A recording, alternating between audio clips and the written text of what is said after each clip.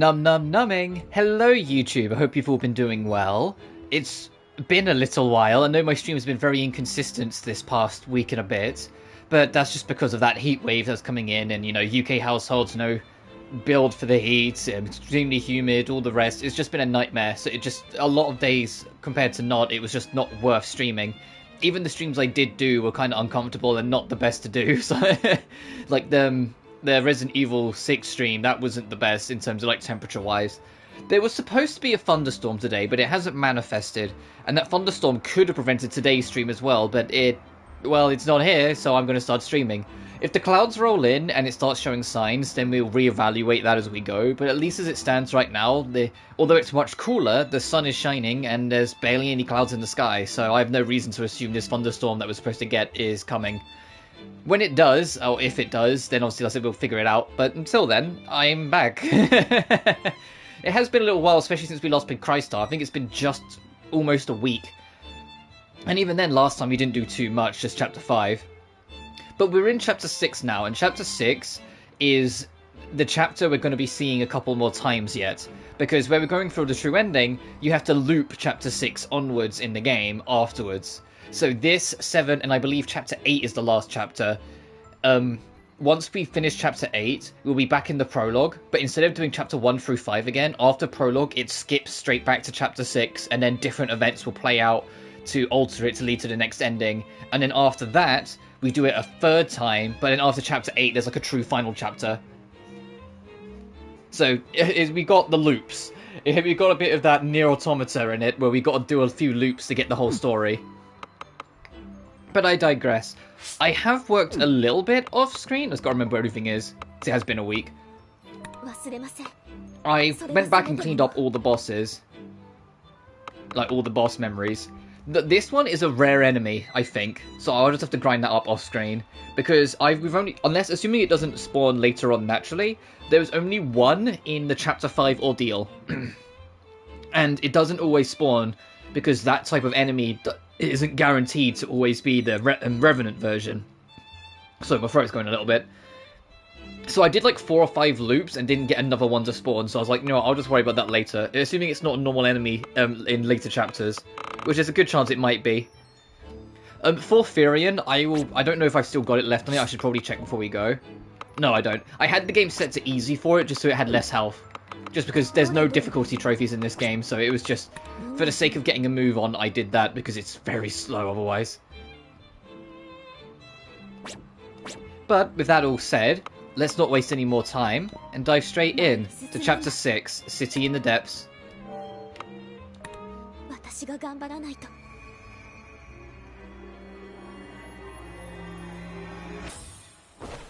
I don't think we're going to finish this game this week. Because like, none of these chapters are long. And so we've only got like this chapter and then 2 more. But then we've also got the loop, so we'll have to see how that goes. But if we somehow do, that would be nice. Because then next week can kind of be a full refresh. Since we're almost definitely going to finish RE6 this weekend. But I doubt it. Let's just see how it goes. I was waiting for everyone. Is this what lies beyond the gates of folly? I don't know this area at all. We should be extra careful. I sensed something. My sister came through here. It was recent. We need to hurry. You're right. Let's catch up. Yes! We'll show our strength to anything that gets in our way. Ray. Oh, I'm happy to see you again. Well. I'm pleased to see you are thriving. Oh, if it ain't the demon twins, here to annoy us. We shall not get in your way. We do desire for executors to terminate more revenants. You call us demons, but we are the managers of Purgatory. Ahead lies the Abyss, Purgatory. 'Tis not too far from the soul purification device located at the end of Purgatory, the cogs of renewal. You are running out of time to achieve revival for your sister's soul. I will find Mirai before that, alongside everyone here. Oh my, what a radiant expression is displayed upon your face. You were so close to breaking. There are a new idea gathered up ahead. Idea is shiny, but I want a little more. Once you retrieve your sister's soul, and gather 7 idea, we shall grant your wish, Rei, and bestow revival on Mirai. In exchange, you shall give us all the idea. Yes, I know. Good then, we shall now depart. Entertain us again, okay, Rei?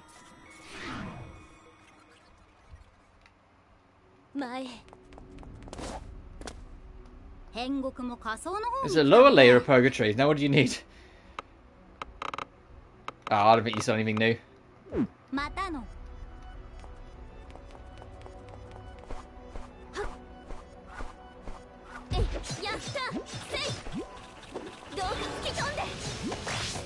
We know with the big guys that they are weaker to magic, so I just need to make the point of using the tornadoes when they show up.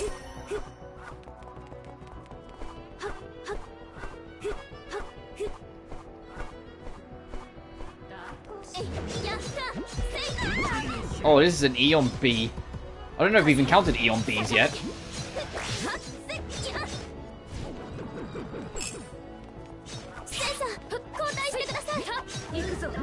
Colette. I don't think we've got Colette.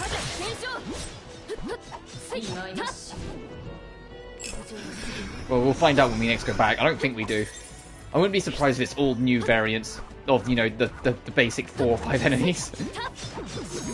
That's something I hope to see in Crime Machina. It's just more variety. Not just in enemies, but in levels as well. Because the although the level design changes, the level aesthetic sure as shit doesn't.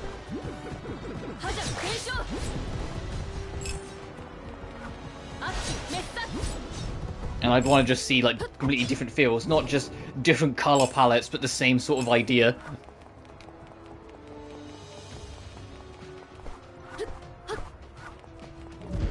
Oh, I have no SP, whoops.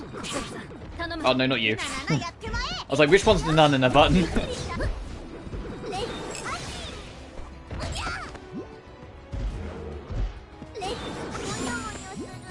God damn you. Need to deal with this fuck, hang on.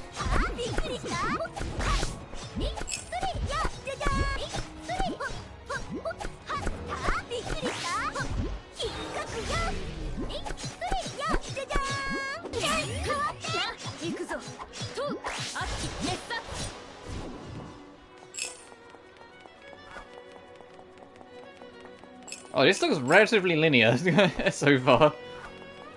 Oh, here it is. As I say that.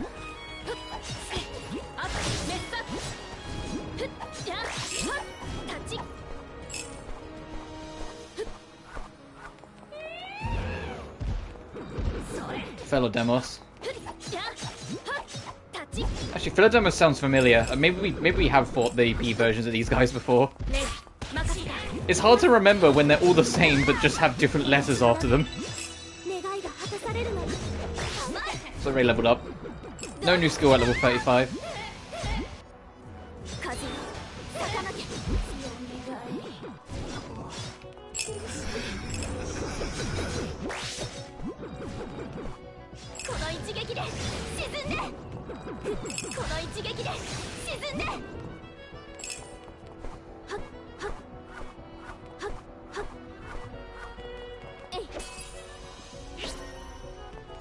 Oh, sorry, I've got an itch on my leg. There we go.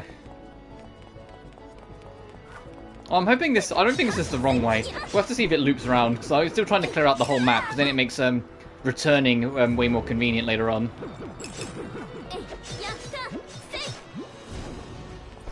I think these enemies are probably the most annoying now. Like, the big bulky guys were annoying until I figured out the whole magic weakness thing with them. They're still a little annoying, but eh.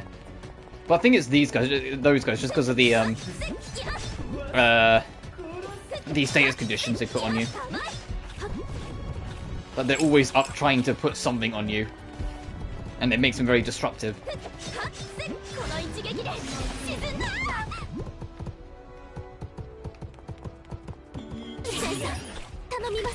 Hey. Those guys I just killed are a little annoying. In fact, a lot of the enemies in this game can be a little annoying at times. Like, there's nothing that's, like, atrociously bad, but there are a couple enemies, like, the more I played, I'm like, yeah, they're a little bit. They could have been better. Okay, I think this is just 2 routes.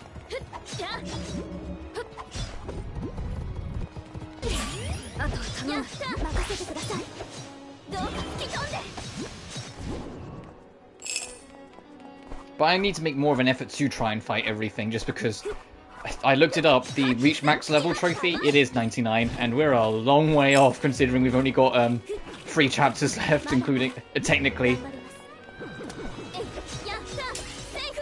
I think you unlock like a boss rush mode per se once you beat the game, which will probably be how you grind to level 99 for that trophy, but still.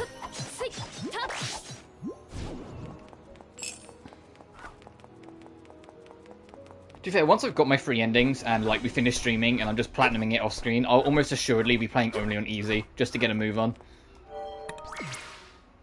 As far as I'm aware, it makes the enemies hurt you less, they have lower defense, and they just straight up have less health. So it's literally just quicker.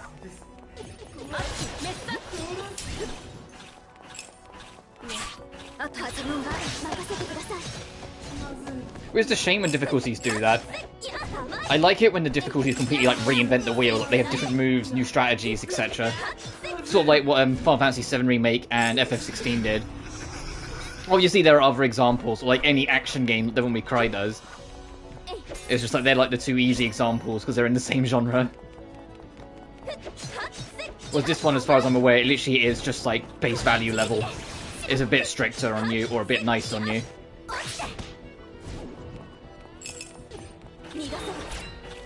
That just fucking missed. Fantastic.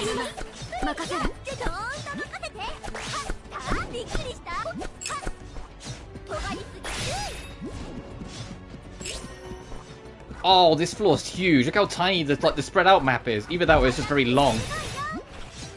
Very long, man. Hey. You remember that stupid fucking advert?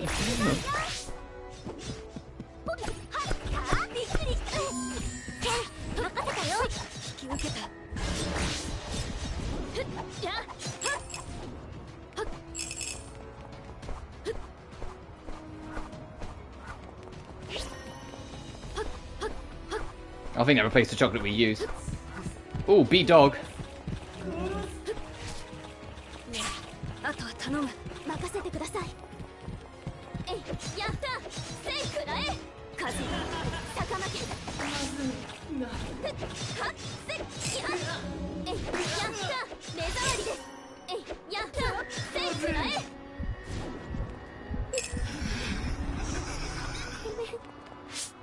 Already halfway.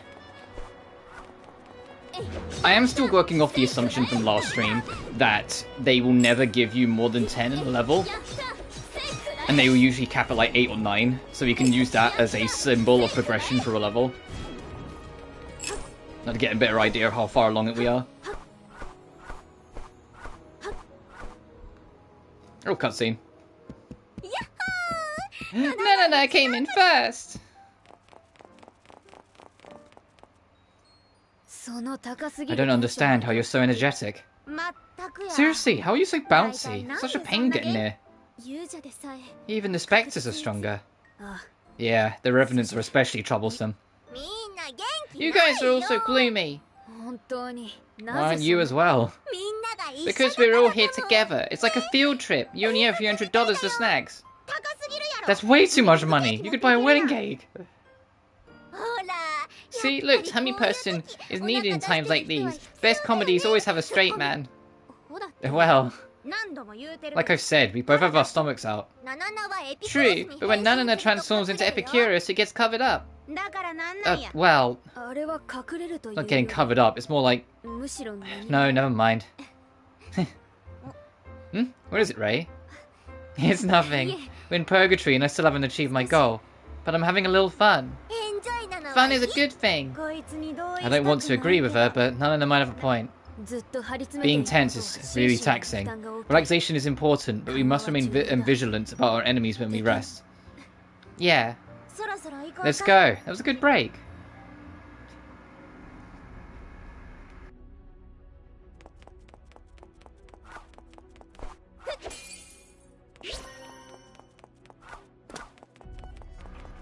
Oh, there's drilling going on outside. Ugh. Hopefully it's only a little bit and they're done. Because I don't want to have to close my window. Even though it's much cooler, it doesn't mean I want to close my blinking windows yet, you know? We'll have to see. Hopefully it was only a little bit. They stopped for a second.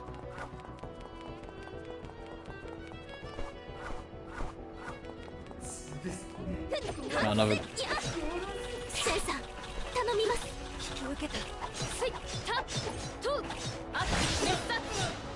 Fuck out of here. There's so many of these enemies. It's like, hey, you think this enemy is annoying? Well, have loads of them.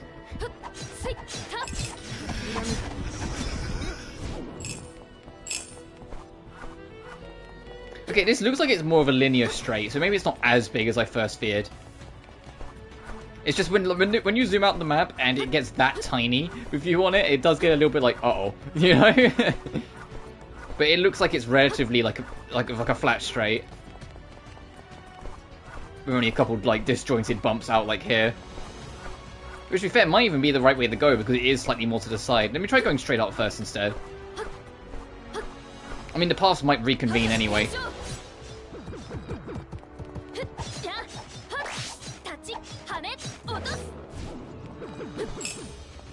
Get out of here, you fuck. Hey, I could do range attack as well. Yeah, take that. Yeah, it's not so fun when you're on the receiving end.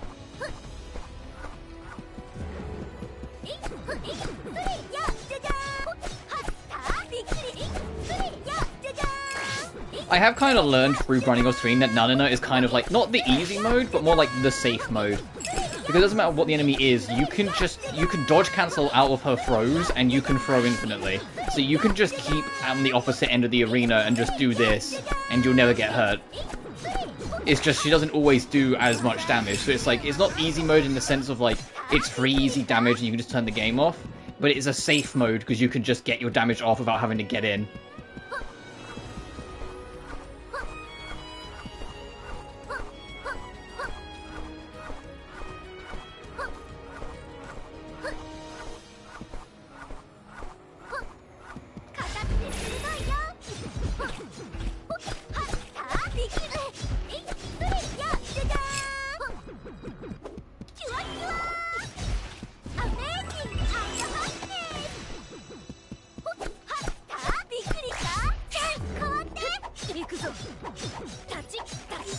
Fuck's sake. Hang on. Excuse me, enemies. I need to deal with this punk. Maybe I can line myself up so I hit multiple. Everyone's leveling up. Oh, gang is. No new skills though, but nah.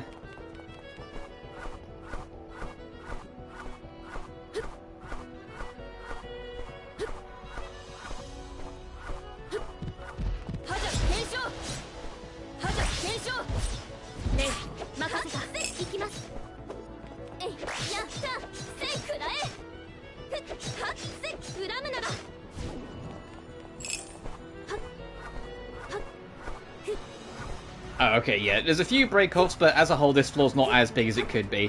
I think every time, like, in any kind of game that's not maze-like, but sort of maze-like, the more you zoom out when I bring up the map, the more I'm, like, worried it's going to be like a giant grid maze.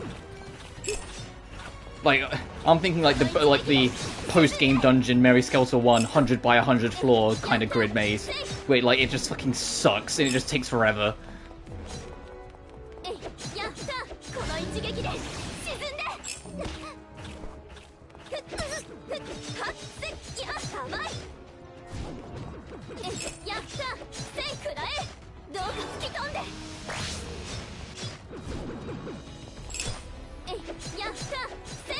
No, I have been in the mood for that kind of grid maze expedition. Maybe like it might not be forever away before I eventually get to Mary Skelter Finale on this channel. It's just there's a lot of shit to explain because Mary Skelter Finale kind of just drops you in the deep end. Expects you to understand the original and what happened in 2.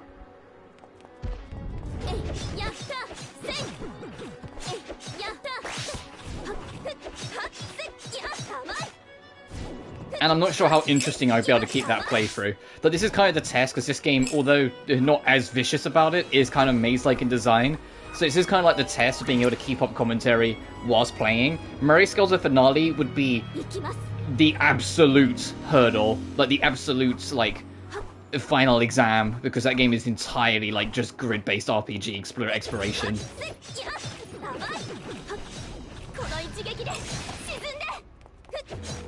Like, you're in for the long haul when you play that.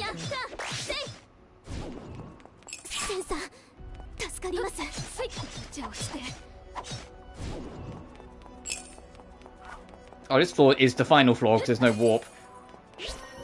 And it's also pretty big because, you know, like the camera's way more zoomed in. Or pretty small even because the camera's big, that's what I meant.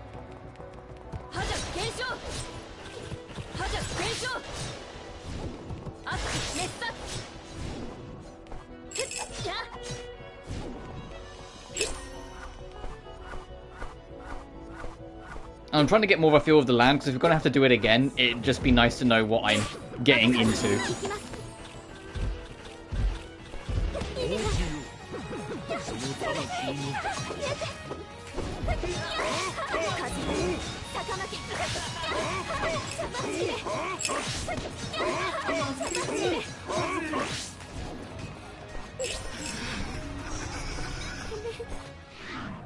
Oh, cutscene anyway. I was going to say, can we get to the next fight before it burns out? It's a cutscene anyway, doesn't matter. Oh, my master. Heraclitus, what's wrong? Something more vile than darkness. The emotions of the revenants are whirling up ahead. Does that mean there's a group of revenants? I am merely stating my observations. If you were to continue, maintain a strong self-consciousness. That's it. Can you give me more specific advice?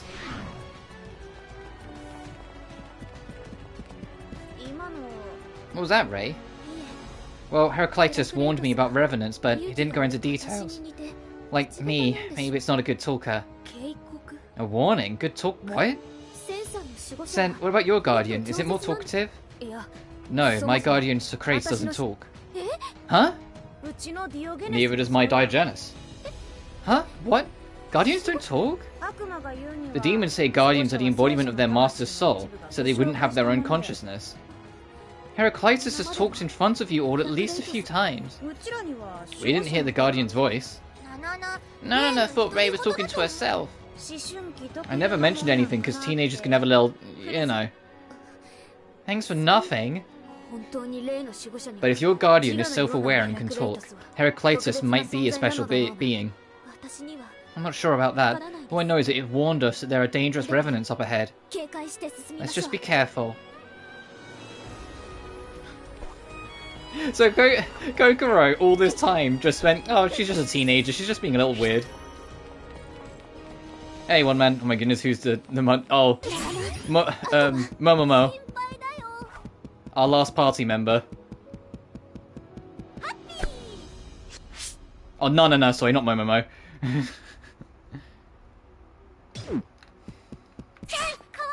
She's doing okay, but she's with chapter 5 was all of her mental breakdown, so she's a little better now.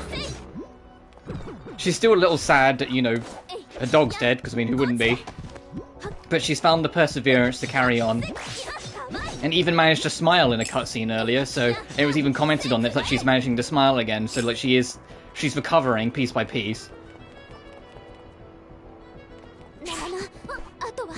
Oh wait, all Nana ever wants to do is have fun. She joined us along because the idea of like hanging out with people is just fun to her, so that's all she cares about. She's also kind of like, I was saying earlier, it's not that she's the easy mode, it's like she's the safe mode. Because she can dodge cancel out of her attack, and she has infinite ammo for her ranged attack. So you can just pepper enemies from a safe distance, and then dodge if they try and shoot anything back at you at all times. So you can literally just do this. So you want to, like, keep safe the whole game, you can just do that and turn off any challenge.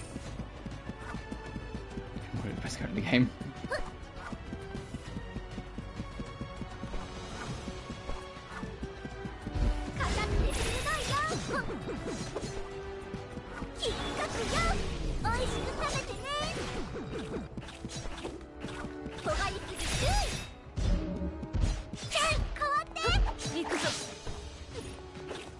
We need more Nananas in Edgelord Town.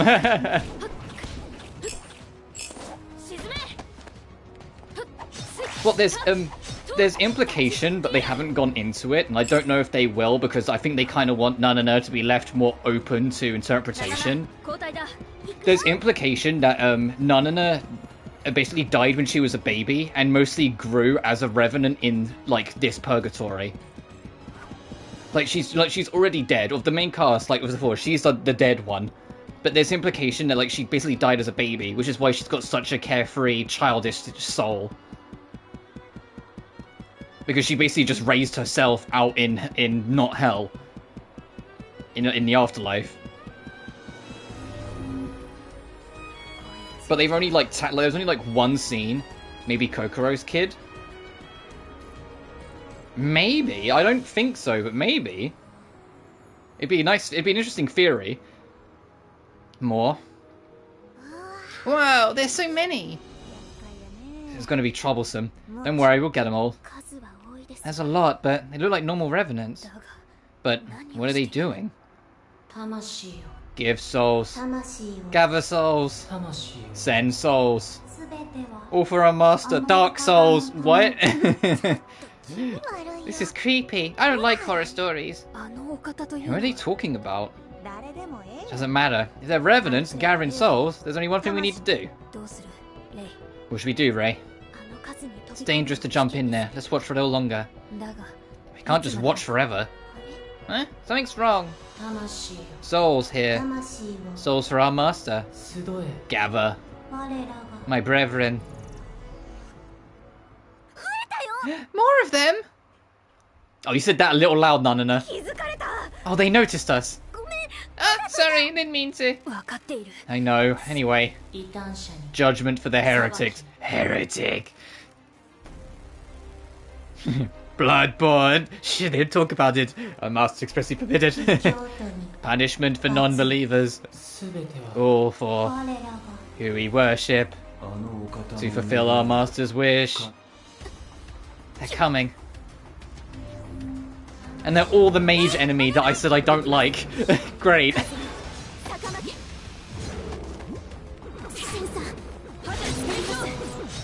They just try and inflict status conditions on you. And for some reason they're... Oh, they've all got names. That's why they're so bulky. The hell? I was like, why have these guys got so much more health than normal?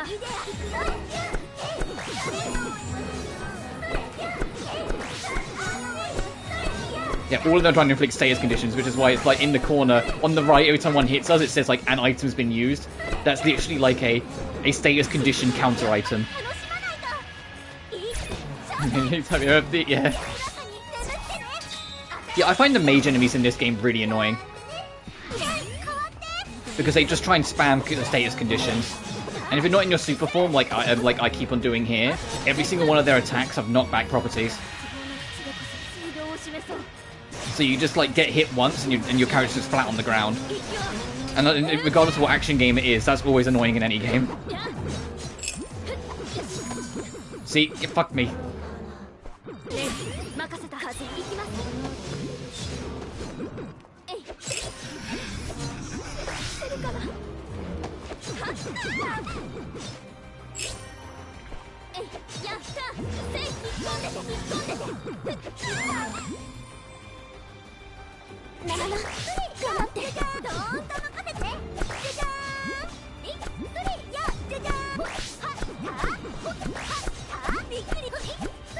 Okay, they want to play cheap? They'll give them cheap.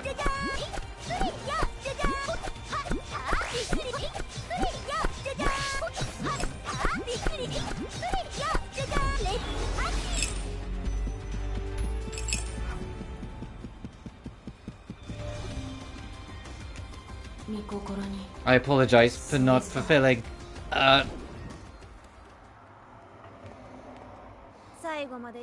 What's up with these guys? The abyss seems to go further on. Let's return to the real world for now. Okay, no, I'll be waiting here. We'll be back soon. I'm gonna set up camp. Yay, campfire!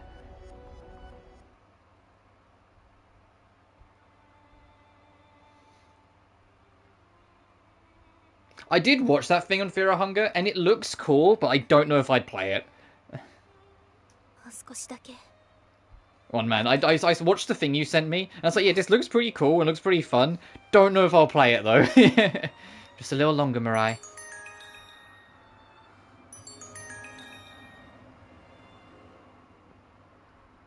It's now a good time?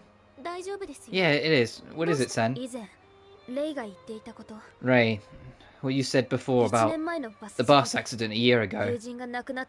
You said you lost your friend. Is that the same incident I was involved in? Yes. Sorry. Considering you were on that bus, I shouldn't have brought it up in front of you, Sen. No, it's okay. If anything, I was just surprised that indirectly you were involved in the accident. I'm sure it might be hard, but would you tell me about your friend? Aww, look at Sen trying to be supportive. Anything related to the incident, as the lone survivor, I want to know as much as possible about it. Okay. Yuri Minano, that was her name. Yuri and I went to the same middle school and met in the first year. I was always alone in class, but she reached out to me. She was pretty, mature, and always calm. People thought she was cold, but she was actually just lonely. She was kind and more considerate than anyone else. She was my best friend. I wish I could have graduated with her. I'm sorry for asking you to talk about this. It's fine. May I ask you something too? The incident that took Yuri's life, was there anything strange that happened? I wish I could answer, but was a girl my age making a phone call? Sorry, I don't remember much about right before or after the accident. Roguelikes are. To be fair, it just looks very, Fear and Hunger as a whole just looks very mean-spirited. Like, it looks like it'll probably be fun, but it looks very mean-spirited. It's out to just get you, sort of thing. And that's not the point of roguelikes. They're supposed to be tough, and they're supposed to kick your ass, but at least for me, I feel like I enjoy them when it feels like I'm always progressing, and that game, everything I looked at it, just looks like it's out to just beat you. You know, it's just supposed to beat you down, and I'm like, I'm good, thanks. Maybe one day, but at least for now, I'm not that interested. So I don't remember much about right before or after the accident. I just remember that my mother was sitting next to me. The next thing I remember is being rescued. The hospital said my memory loss was due to the trauma of the incident. I see. Is there something that's bothering you? Around the time right after the accident, I got a phone call from Yuri. Maybe she wanted to hear her best friend for the last time. If so, that would be comforting. After I asked you all those questions, I'm sorry I couldn't be of any help to you. No, it's alright. It has been... No, that's what I'm saying. Like, every roguelike, any proper roguelike has progression in the background regardless of whether you win or lose. The difference is whether it feels like you're progressing or not. And when I looked at footage, it doesn't feel like you're progressing. It feels like the game's just looking for new excuses to beat you down. And I know, like, a lot of roguelikes, if you're not into that, look that way from an outsider anyway. But, like, Fear and Hunger especially, when I looked at the footage for it, I was just like, man, this game looks like it's out to just beat you down. And I'm not up for that. Yeah, at least not right now. So maybe one day. Because I do like a good brutal roguelike. Like, I enjoyed Binding of Isaac, even though Binding of Isaac is kind of like the poster boy of like old school roguelikes that are a little brutal. Just getting experience. Yeah, true. It's alright. I don't think I can fill her place, but if you want to talk, I'm here for you. Thank you very much, Sen. Well, then I'll see you again in Purgatory. Look at Sen being such a supportive... Oh, Jesus Christ. That's a chapter name. I was like, well, look at Sen being so supportive and, like, and kind and trying to just, like, you know, do the right thing, even though she's gone through her own shit as well. And then the next chapter is called Self-Hatred. It should have been called Perfect Hatred, so I can make another Overkill joke. Ultra Kill, sorry, not Overkill. So I've been looking at Turbo Overkill. I was watching a video on Turbo Overkill yesterday, and I was like, man, this game looks fucking fun. It looks stupid, but it looks fun. People can see Bloodborne Warfare.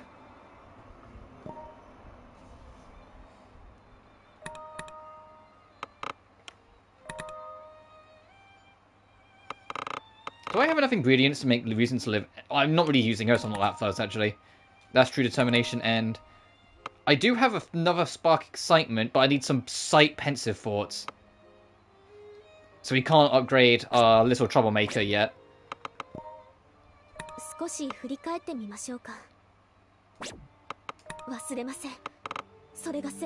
Oh, okay. A woman who died in a car accident. Her child in the car died with her, but she took their soul in order to retrieve revival.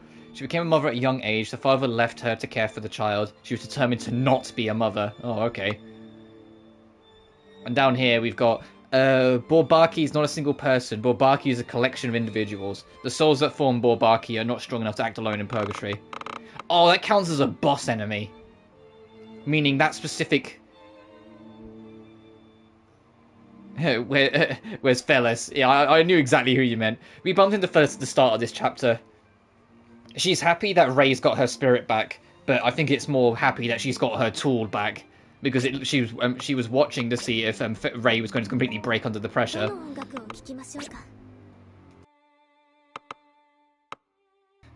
There is a part of me that's like, why is Thelma even an option? The dog's dead. You just look at the bed. And get this, thank you, Thelma.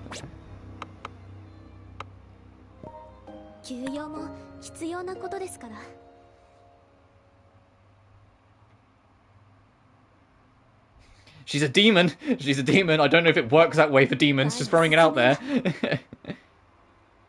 So yeah, Fanatic I think is another level I'm going to have to do again. Which is fine because this is chapter 6. And we're going to have to do this whole chapter again later on anyway. Because chapter 6 is where you start on the cycles. So let's go into self-hatred. In-game, not in real life.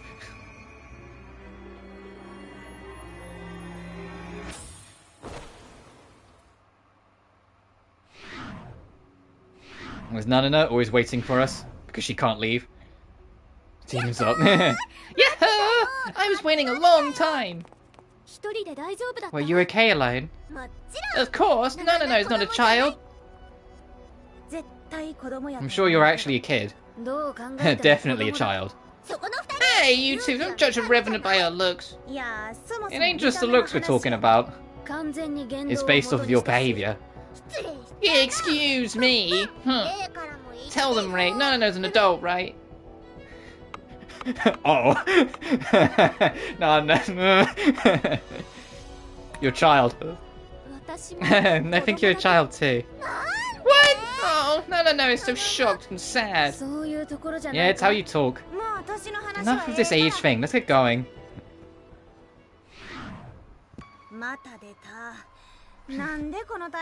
Oh, speaking of. Oh, look who's back. What do you want this time? I thought we ought to warn you.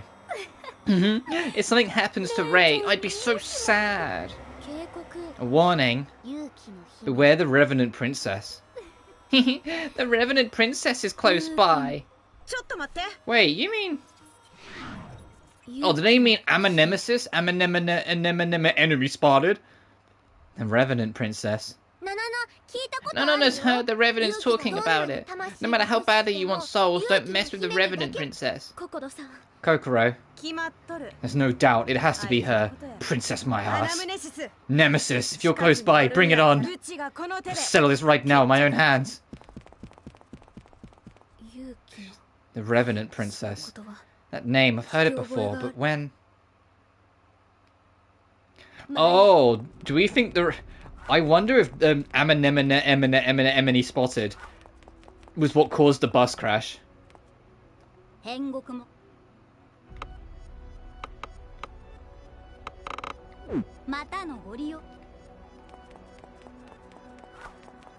How big's this map? Okay, not too big. Oh, fucking these mages! Hey! Fuck you. Ah!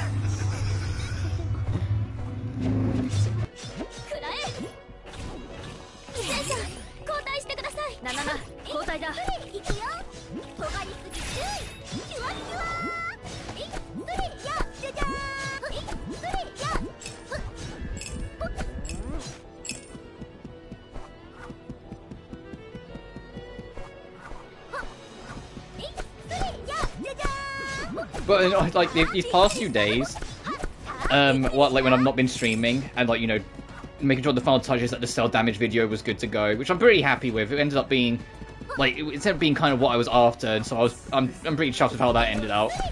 I've been playing a racing game, but not just any kind of racing game, a jet ski racing game. because I got really bored and was really in the mood for like a water sports kind of racing game. And then I saw, I'll have to probably check the title, but I think it's called Kandawana Jet Girls. And although like it was a little janky and takes a sec to get used to, I've been having fun. It's not something I would stream because it's kind of no real point to. It's just kind of like a racing game. But I've been having fun. You kind of have to upgrade your vehicles first before you can really make the most out of it, though. When your vehicles in your... like, when you play it and it's like the default vehicles, they're kind of slow and they kind of turn like ass, even if you use the mechanics of the game to turn better. When you start getting some upgrades, the fuckers take off. And you can get a lot of work out of it, and then it becomes pretty fun. And then you get all the banter with the enemies. At the SSX game. Tricky, tricky, tricky. I loved SSX Tricky.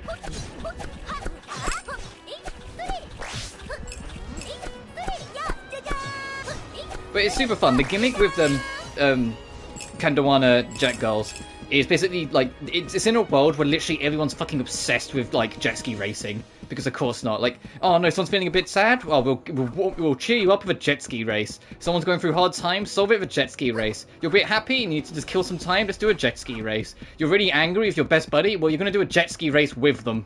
Like everything in the story revolves around finding a way to make them want to do another jet ski race. And it's like all of the story modes are split into story arcs, and each arc follows a different duo of characters.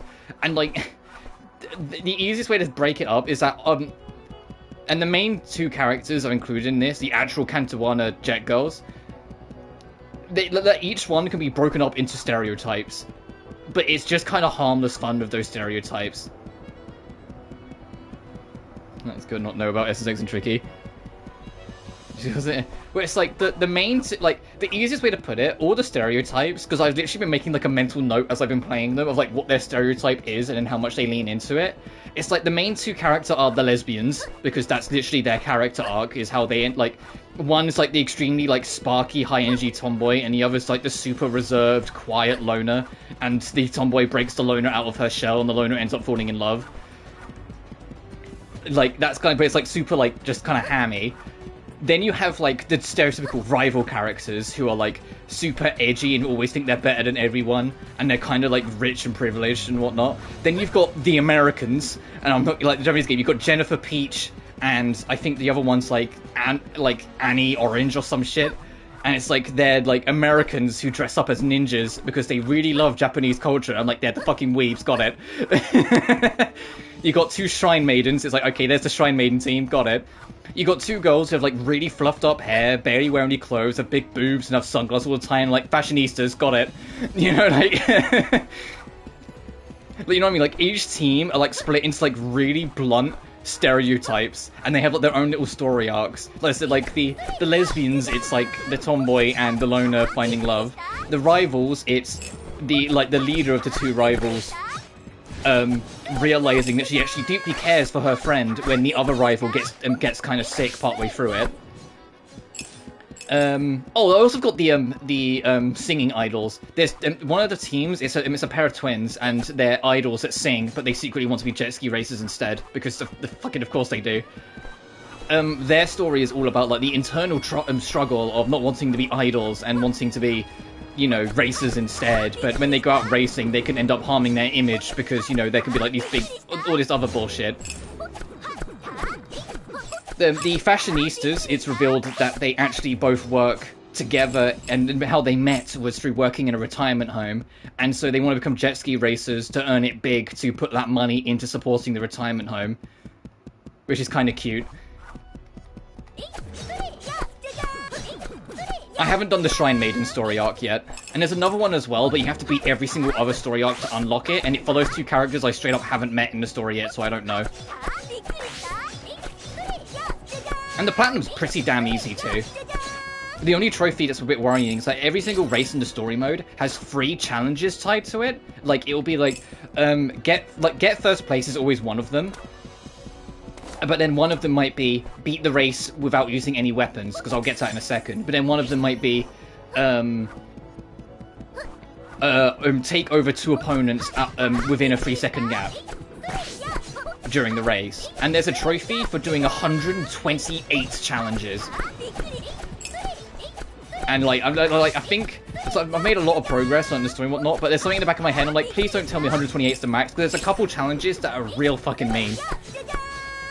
Loving Kuro, Trails Before Dawn is so good. I'm glad. I mean, not like there was any doubts that you was going to not enjoy it, but you know what I mean. I'm glad.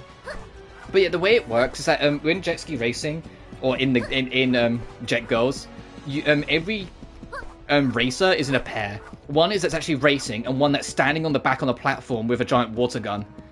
And you alternate between playing both of them, basically, as you ride. But across the map, they're like Mario Karts, there are power-ups in boxes that give you different water guns that have different weaponry. And if you max out your boost bar, you can then spend your boost to do a special attack with whatever weapon you currently hold.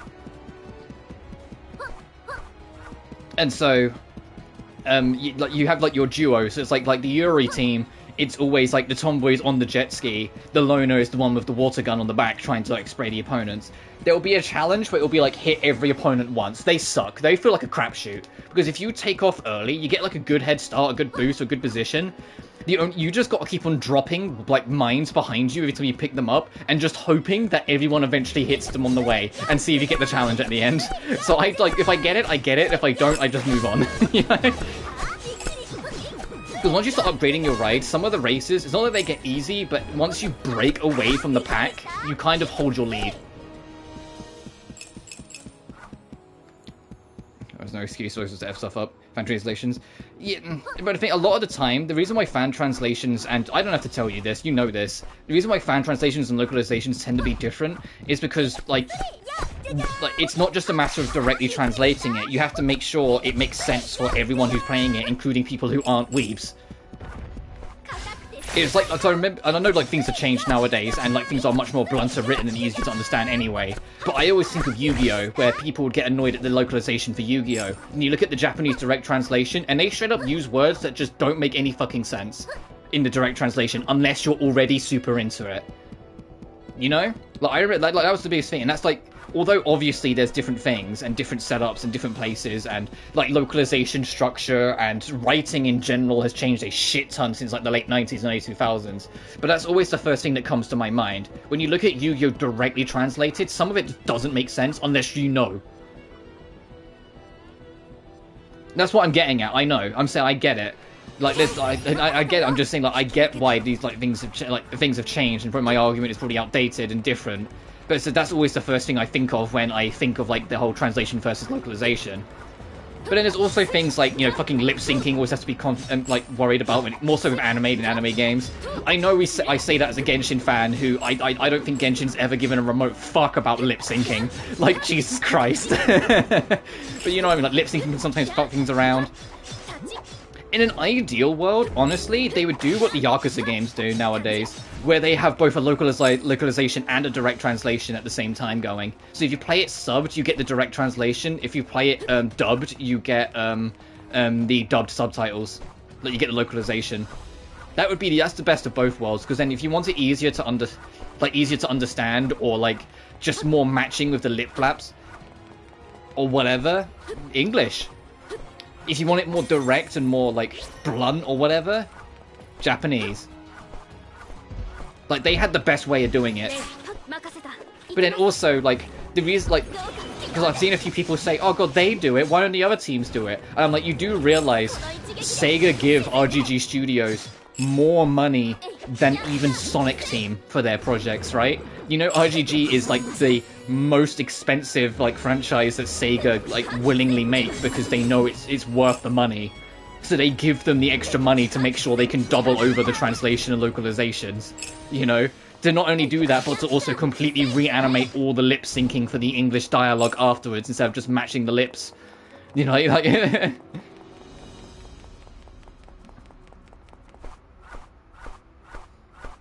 oh no, like yeah, I'm sure it could be argued various ways, but there's no denying that Sega literally put millions into the Like a Dragon franchise compared to even Sonic.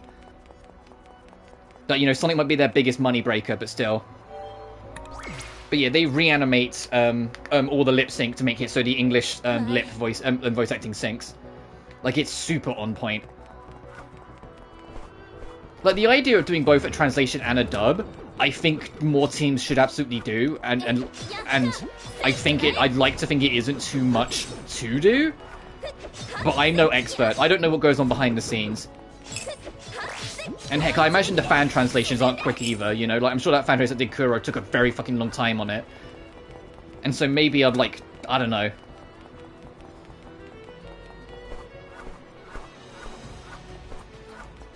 Because, like, for me, like lip sync doesn't bother me at all. I mean, like I said, I play Genshin, and Genshin, like, has never given the wildest fucking care in the world about lip syncing. But I know for some people it's a real deal breaker if it doesn't really look right. And I say some people, I know, like, my mum, for example, really struggles to watch something if the lip syncing's off. She prefers to watch something in its native language with subtitles. I'm not talking anime, I'm talking, like, anything. Like, there's, like, a really, like, popular Korean film that she's encouraged to watch. She'd rather watch it in Korean with subtitles than watch it in English, because the lip sync will bother her.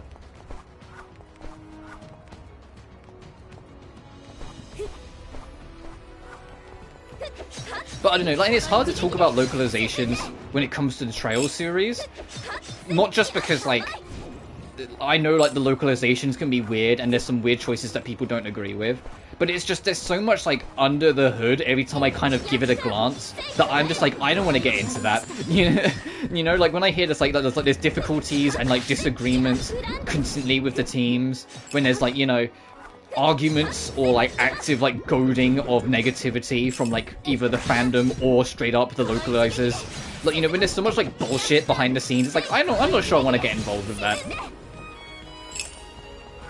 K-dramas and such. Yeah, but to be fair, my mum, she says she's not that much into TV, but that's, like, a lie she just keeps telling herself. She'll watch anything that's on TV, but she just, if it's not got proper lip syncing, she will drop it.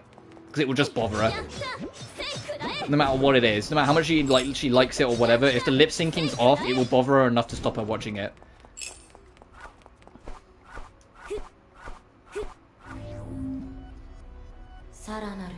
Oh, I found plot by accident.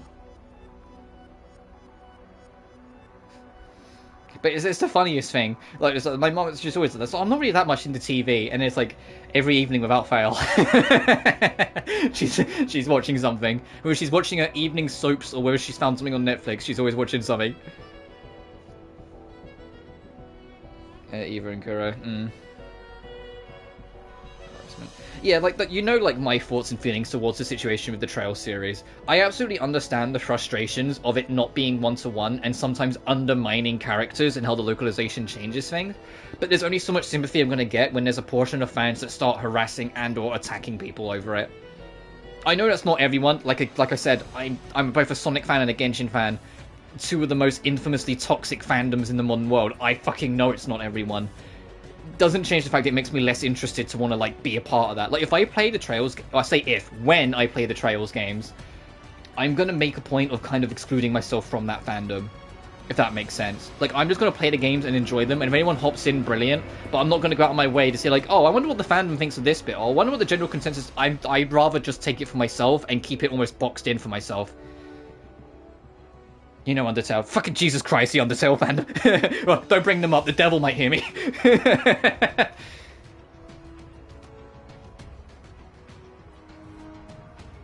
But no, I know what you mean. Be a fan, not interact. Yeah.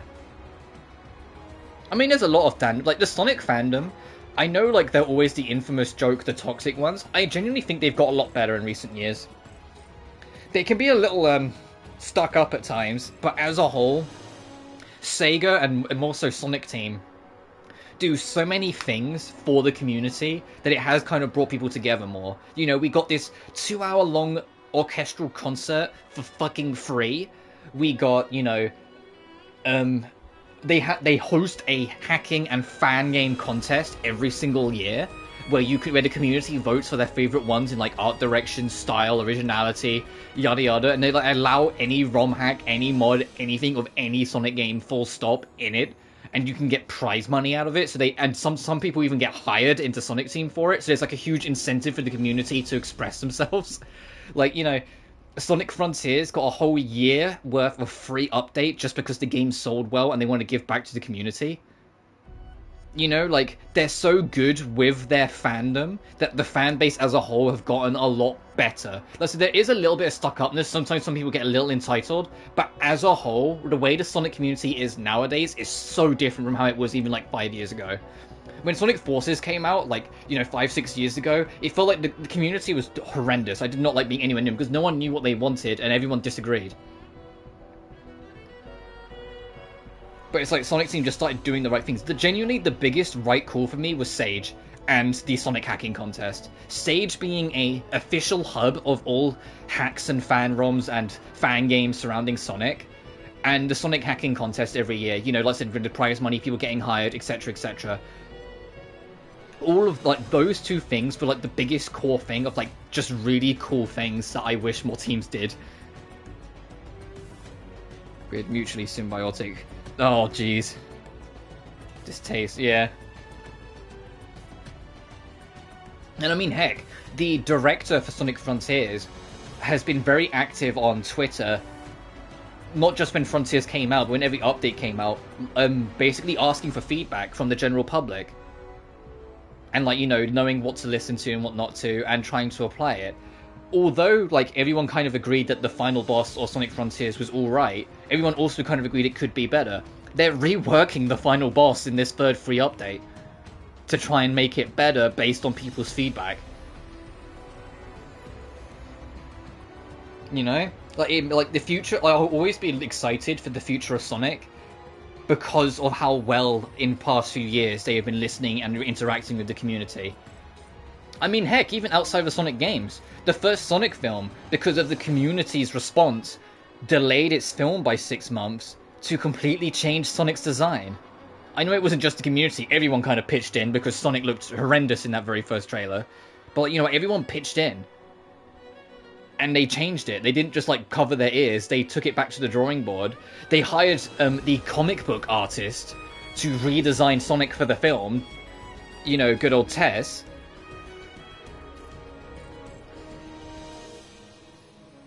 Like, you know, they did the right things and got involved with the community. And heck, the comic book writer now writes the Sonic games, which is a dream come true because he wrote fucking amazing comics. And Sonic Frontiers was an amazingly written story, especially if you're a fan of the series. Which you don't expect through some developers. You just get what you get. Yeah, true. Anyway, more souls for our master. Them again. They're so creepy. They look like they're serving someone, and fanatically so. Normally, souls which become revenants have a strong self-consciousness and don't act without revenants. Maybe while they were alive, they were really reliant on other people. Oh, so that's why they're being used even after death. Newest soul. And give your body, your soul. I don't really like them when they look dead at me in the sprite. Gotta be honest, I don't really like that. Don't look someone else in order for Master's revival.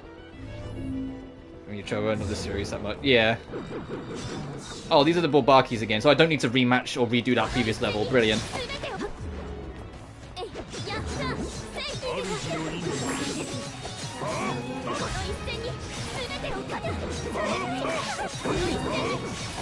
Can I group these guys up before I use my ult? Oh, you're stuck in a fucking corner.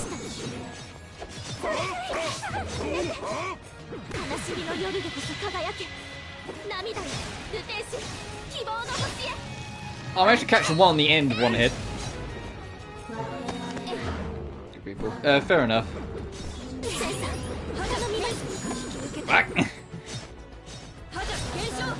They make me get none of that out. Don't make me cheese you guys. Stop with the magic spam. I know it's all you can do, but just stop it. Ah!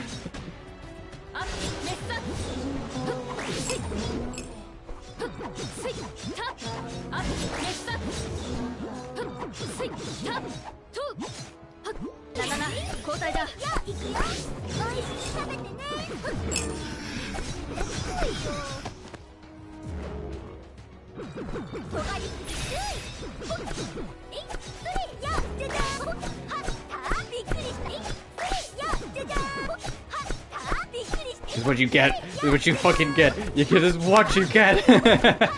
Ah!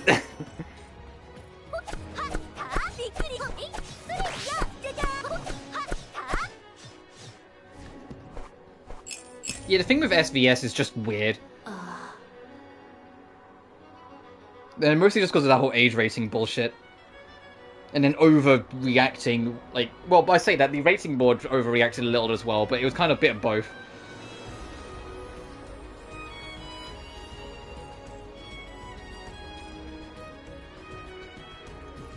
Feel the boast. Master Nemesis. Just in case there was any doubt if it was Nemesis they were talking about. Kuro cracked the code, fair enough. I see, they're wagging their tails for Nemesis. Like Rashi. Kokoro. Nemesis, that Revenant must be very charismatic. She's not special. She's just an egotistical scumbag Revenant.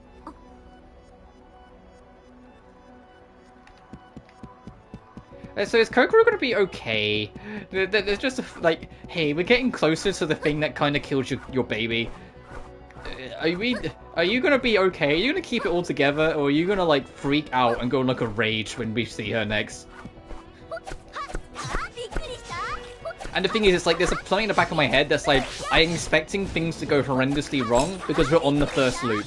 We gotta do 3 loops to get like the good ending, you know?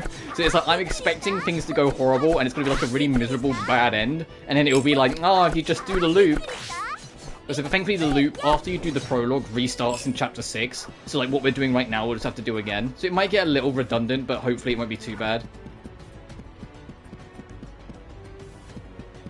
It's gone for an iffy. Japan locations are far more likely to get Kuro than someone like me. Yeah, fair enough. Oh, 2 item chests.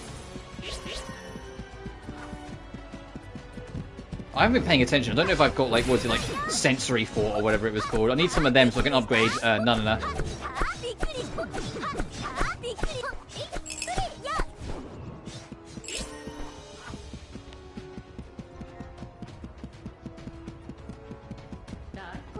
Okay. Yeah, true.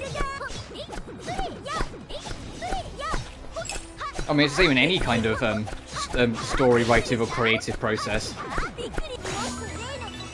Oh, none of them learned mass measure. I'll have to look. What is this?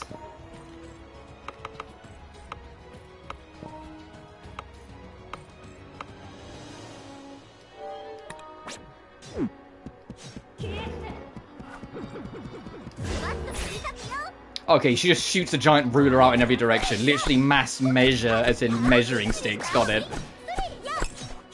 Of course she has a skill where she just shoots rulers in every direction.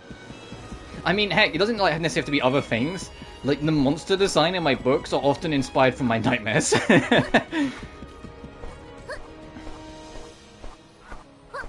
And I wish I was kidding.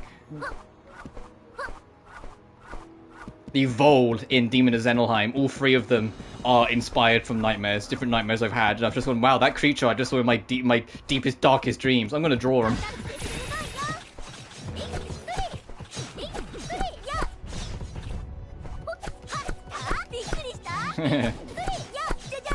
Don't I had a... And I know what started the first half of it, but I don't know what led to the monster showing up, or why the monster looked the way it did. I had a dream the other day, because basically in my spare time, I've been playing a game with a friend of mine. I've been going through Wolfenstein Youngblood with one of my friends, because he's got a PS4, I'm on PS5, and you can play together. And like, he wanted to, I got him PS Plus a few months ago as like a gift, but he didn't put it on because he wanted to make sure there was time for him to be on and enjoy it. But now they're upping the price of PS Plus, so he's putting it on now because he kind of needs to before it's too much more expensive. And one of the games that's on the PS Extra store is the co-op Wolfenstein game, Wolfenstein Youngblood.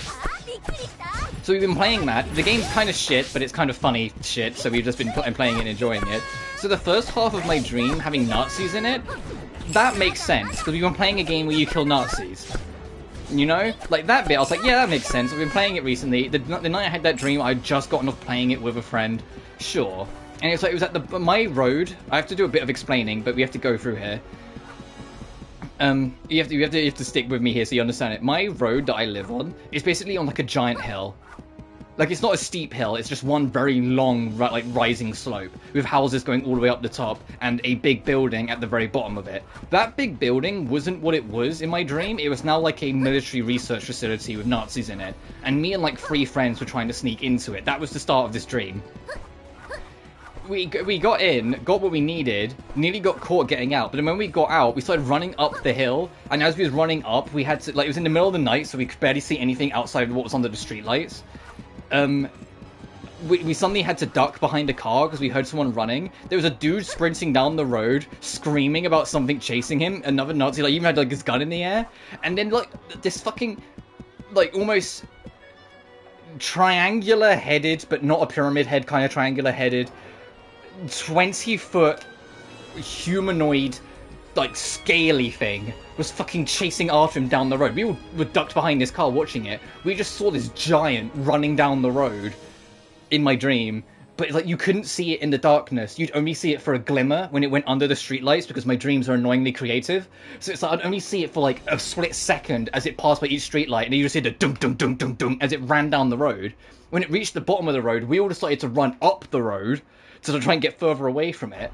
And we ended up like having to like duck into a house and ducking behind like a wheelie bin or a giant trash can, basically. And we ducked behind it, and the monster just arrived at the door and started like poking its head around trying to find us, because for some reason it knew where we were. And around that time is when my alarm went off and I woke up. And afterwards I was like, I need to draw that fucking monster.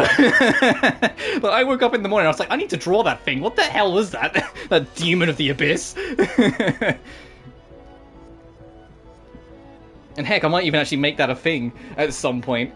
Like it was like an inspiration for like how I could introduce the monster. Literally have it running down a road, and you can only see it when it like passes by the streetlight or something. Just because it was how it appeared in my dream. And I was like, I need to write that shit down.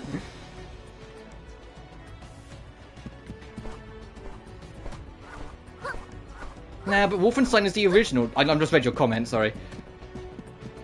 Wolfenstein is the original for that. The zombie stuff on it, they only really did in Wolfenstein 3D, as far off the top of my head. Because like you had Wolfenstein, Wolfenstein had the experimental zombies, but it was mostly just Nazis and mecha Nazis. Spirit Destiny was just shit, so no one really thinks about that one. Return to Wolfenstein was pretty damn fun. The early 2000s PC/PS2 game. Wolfenstein 2009 was the where you fought ghosts and demons really instead of Nazis. Like there was a little bit of like Nazi reference, but it was mostly just fighting ghosts and using magic, so it was a bit weird. And then it's the reboot saga, which is New Blood. It's DLC. New Order, and then the DLC is Old Blood, New Colossus, and then Young Blood, the one we're playing. But it means like Wolfenstein 3D, I get it, because it was like early 90s, and like it was no other game was doing first-person shooters, because that was like the one that did the trickery, where it's basically all 2D, but it's just done with like a certain magic trick to make it look like it's 3D. So that's like the OG. So that's why I let Wolfenstein off and get why it still does what it does, because it's not like it jumped on the trend. It was the one that invented it, in terms of making a game about just killing Nazis. Oh, hello, Kelly the dog.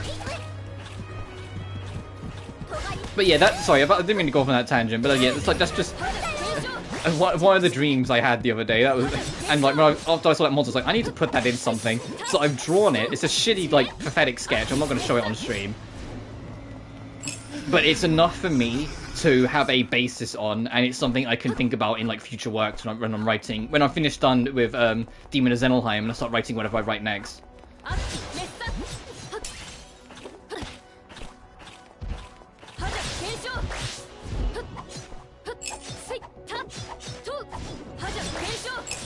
That said, though, speaking, I do enjoy like the Wolfensteins and whatnot. That said, though, I really hope Machine Games aren't working on Wolfenstein 3. I know a lot of people want them to be working on Wolfenstein 3, like the last piece of like the new, like the reboot trilogy and whatnot. But I really fucking hope they're working on Quake, a Quake reboot, because the Doom Eternal team aren't doing anything after Doom Eternal, at least right now. So it's like, I'm hoping they're working on Quake, but I'd love to see, because Quake is a little bit more story-driven than like a Doom is, or a bit more lore-driven, like there's more narrative going on. Machine Games wrote an amazing narrative with Wolfenstein. I want them on the writing team, and then I just want the Doom Eternal team to do all the gameplay. that to me is like my dream game. That'd be like a dream Quake. And it seems like there's a chance something like that is happening. Because like I said, the Doom Eternal team, they're cooking something. And Machine Games wrote an entirely new expansion that ties up loose ends of the lore and adds some new like lore story pieces to Quake 2 for its remaster.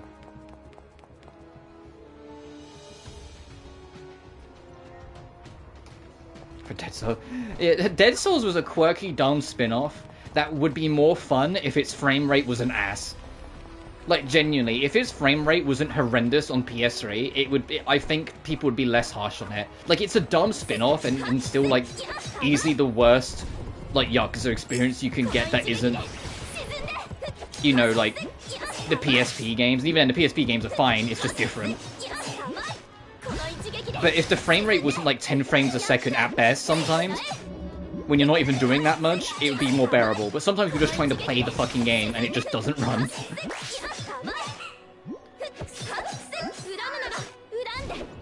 But I like that Dead Souls was just this funky, silly, non-canon side story that just brought back, you know, Ryuji and put a gun on his arm. It was the first official time at the time that you could play as Majima, so it was just like kind of like a huge like smorgasbord of funny bullshit. It was like it was quirky, and I like it for that. I find the original Ishin really fun and creative and unique. The new Ishin, like the remasters, basically Ishin Kiwami in everything but name, has a few like technical problems and a few bloating issues where they added more to it that kind of slows everything down and ends up doing more harm than good. I want them to redo Kenzan, or whatever the other Japanese one was called. Because that one when I played like the fan translation many years ago I enjoyed it a lot. Yeah, Kenzan is not Ishin. A lot of people think that's not it. Kenzan is an entirely different story, an entirely different game than Ishin. It's just they both coincidentally happen to be a take on, like, old school, like, I'm trying to think what the word is. Like, I don't. What's the word? Like old Japan. There's a word for it. It's slipping my mind. Like traditional Japan kind of thing. The problem with Ishin, though, is that when it came out, it immediately fucking followed 5, you know, the most overly bloated fucking Yakuza game ever made. And so they were still in the mood for making games that were way too fucking long at the time, so Ishin's way too long. And then, like I said, the not Kiwami version, just adding more content on top of it, just made it even longer. But Kenzan, when I played it, I had a blast with.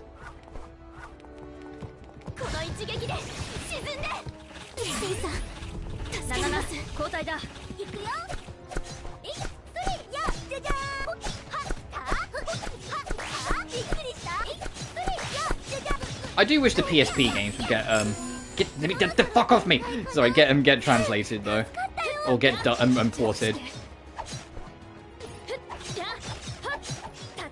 I've been watching a friend of mine play one on a fan translation, and like although like there's jank and clunkiness to it, because basically every fight is a 1v1 battle because you know PSP limitations. They're 1v1 battles with like a more not turn-based at all, but more like a rock paper scissors system where certain skills will always beat over certain other skills, and so it's more strategic when in like the 1v1 instead of just being, you know, brawler. Yeah, I mean the Kurio, or however you pronounce it. Sis.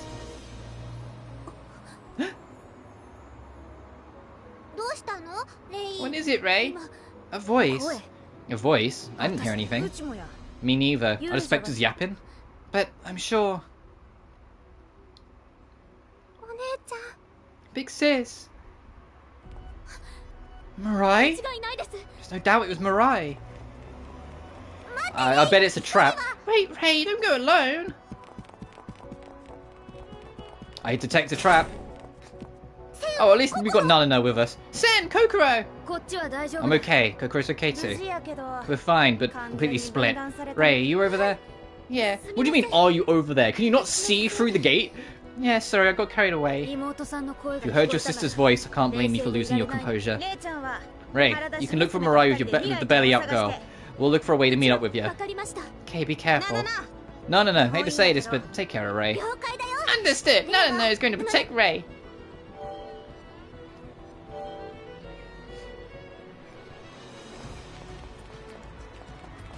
I hope if you return to this level, you can just go the other way and you're not forced into this bit. Because like, it looked like there was stuff over there, dang it. Or maybe we can circle around and reunite with the party.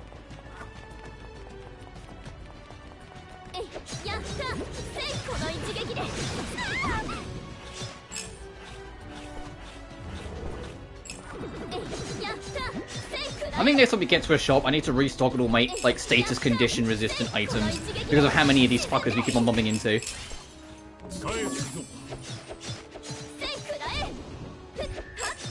Like, I'm probably getting low on at least a couple of them.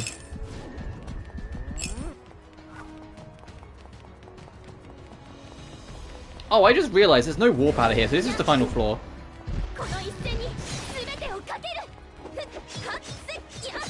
Crystar chance. And the most that's fair.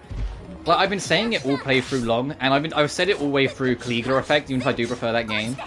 This game is fun, but it is so fucking janky. Like, I get not like people not wanting to play because it is super fucking janky.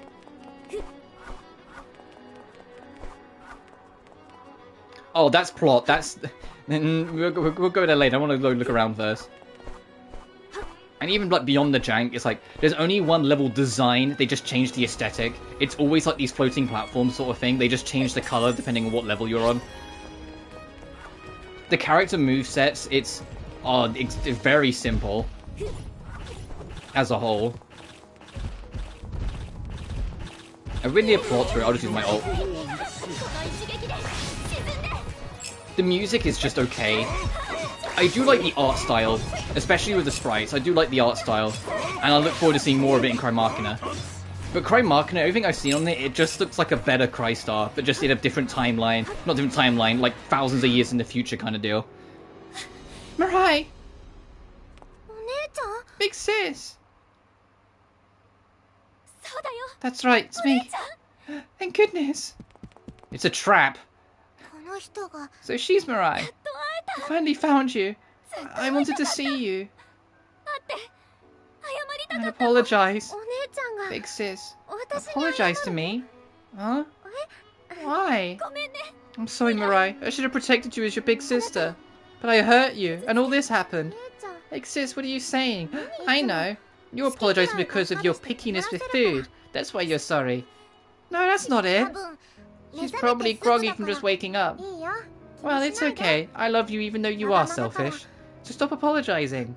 Mirai, if you look at me, if you think about me, when I'm sad, if you're there to hold my hand, that alone makes me happy.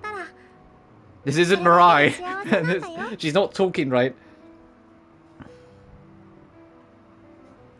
Yeah, I wish I had Ray's bedroom. That is a sick fucking room. It's at my hand. Don't make me happy. I should have held your hand back then. Don't make that face in front of me. Just smile, sis. Putting your big happy cheeks to privilege just for me. Thank you, Mirai. I won't ever... It's a fucking trap. Come on. No, you want to get separated? Mirai, why? Oh, hey, Nemesis. Oh, was that actually Mirai and she was just being a little weird? Okay. Hey, Nemesis. Oh. I wasn't planning on letting her escape. This is a hassle.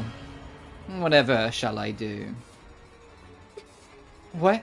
How? Who's this scary person? Nemesis. Oh, the track though, yeah.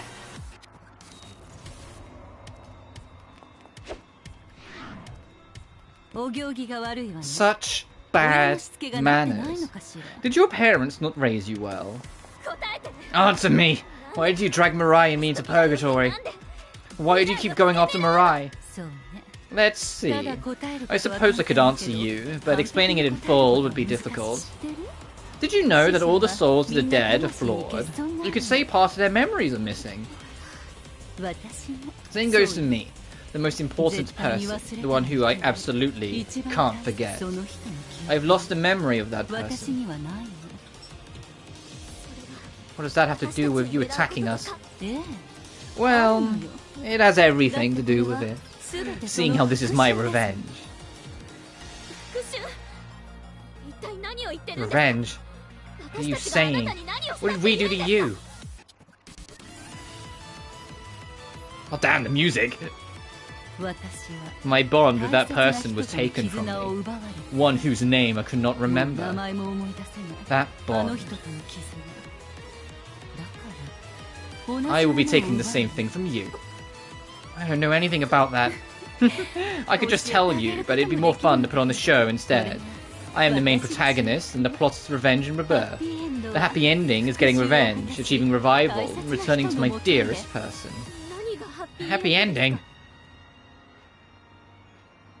You're taking so many souls. You hurt Kokoro. Well, of course, right. I am the protagonist of this story. I don't care how many souls are sacrificed. I will obtain my happy ending. It's too selfish. Oh, how is this any different from what you're doing? That's... You can't answer that, right? Difference is, she's not going around just killing people for the fucking sake of it. She's trying to save her sister. I mean, you're trying to save someone as well, so... she didn't kill babies. You Nemesis, you dragged a woman in here and then killed her baby. There's a bit of a fucking difference here. You dragged us in as well, and we're just trying to get out of here. This is your mess. Could it be that you realized it long ago? No. Oh, so you're pretending you haven't noticed. Oh, you're good at deceiving yourself. Deceiving your heart, averting your eyes from your own deeds so you can hunt down souls. Or for your own wish. No, I'm not... It's not any different. You and I are the same. Dolls driven purely by their egos. Ray, hold it together! Ray! Hey, you. What are you going to do? Hold on to the person you cherish the most with blood-stained hands? And he's raised it. Yeah, she's fucking 15! Calm it down! Stop. Please stop. Please don't say any more. Hold it together, Ray! Oh, you can't accept the reflection in the mirror, huh? Oh well, that's enough of that. I need to go after her. See you again once everything's prepared. Ray! Nemesis went somewhere! I should pre-apologize for this. Sorry, Ray, she's gotta beat you over the head. Yep. Ow! What's wrong with you? Listen up! She went after Mirai! Are you okay with that, Ray? You're not, right? Nana knows all about you. About how dear your sister is to you, and how you'll do anything to save her. Nana's been watching you, Ray. Nana.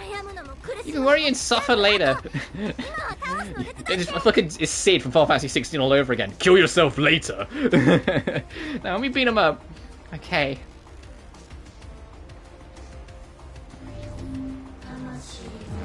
Another Baki.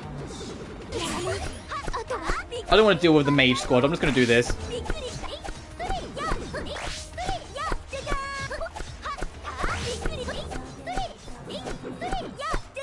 Nah, I don't think it's that. It's more Nana loves everyone. She loves everyone and wants to see the best in everyone.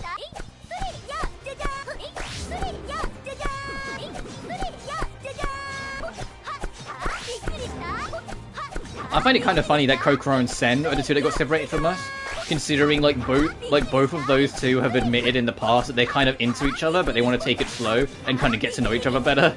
So it's like, oh well, they've got all the time in the world now. You know? Oh, no.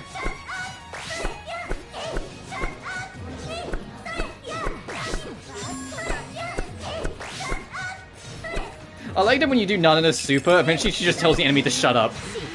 She goes, shut up! Shut up!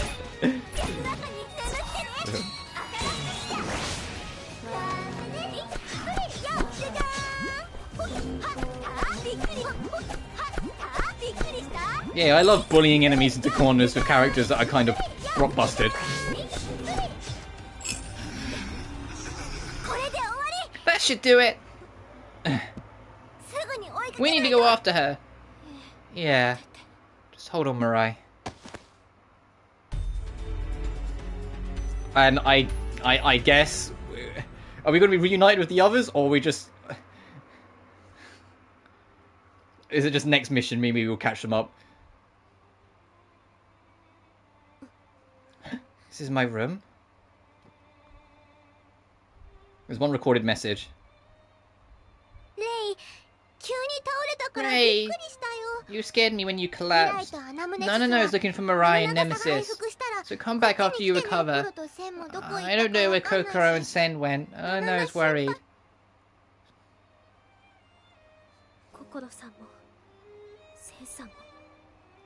Just gives you a complete logo. Kokoro and Sen are still in purgatory.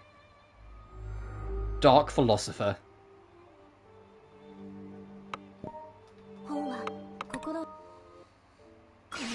Oh, that was a new animation. I skipped it. Oh, fuck. Oh, damn it. I wanted to see that. I hadn't seen that animation. Oh, I've got too many, huh? Oh, okay.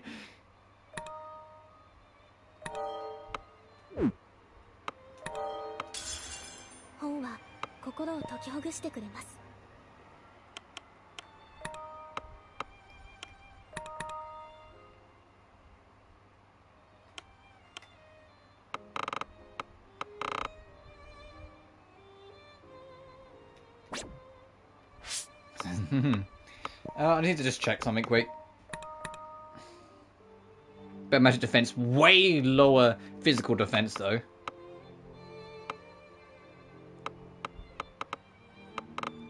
Just feeling is the next upgrade up. That's like a pure upgrade.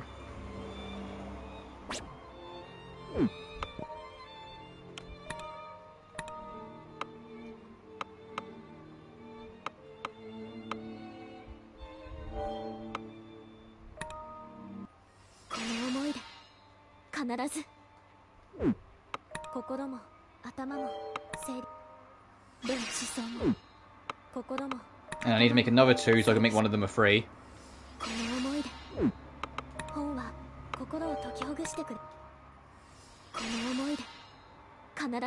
Oh, freeze the max. Okay, that's easy enough.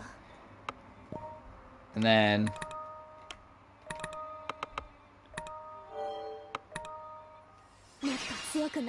Attack plus 30? Fucking yes, please.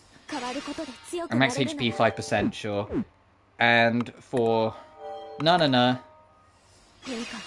Max HP plus 100. No, I'm gonna rewrite that. That I'll take. So defense is kind of bad. Oh,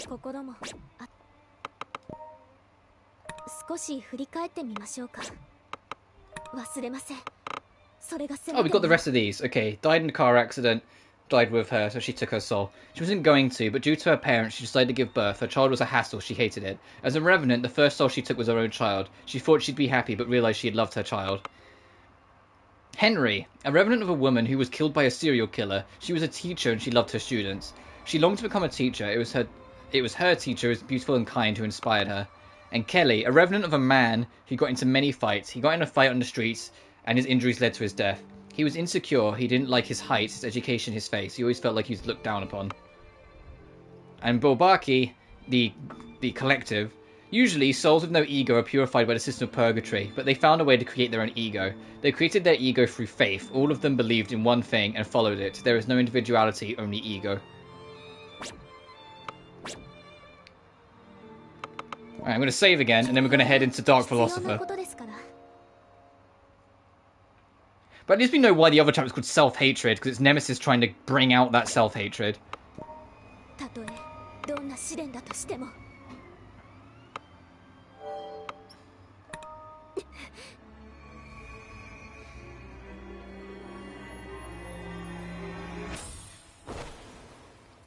Alright, let's try and find the gang.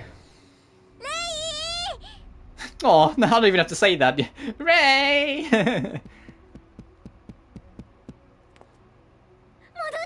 Glad you're back. You okay now? Yeah, maybe. Of course. Well, which is it? I'm worried. Any updates about Purgatory? Or Nemesis and Mirai? I looked everywhere, but no leads. What about Kokoro and Sen? Nope, nothing. Maybe they're not around here. Well, I'm with you now. Let's keep going deeper. Yeah. No, something wrong. Can I ask you something, Ray? Is it regarding Nemesis's revenge? I don't really know what she was talking about. That's not it. I want to ask. You didn't collapse because Nanana hit you, right? Right? That's what you wanted to ask me? Well, it's not your fault, Nanana. It's not your fault, Nanana. Really? What am I to hit you in a pressure point or something? Maybe I struck your chi. No, don't worry about it. I'm glad. And thanks to you, Nanana, I was able to stay strong. I was in a dangerous place. I can still fight, so let's go. Can't be mean to Nanana.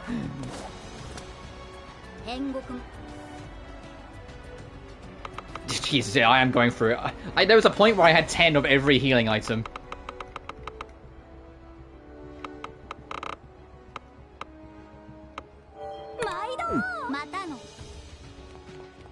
Na.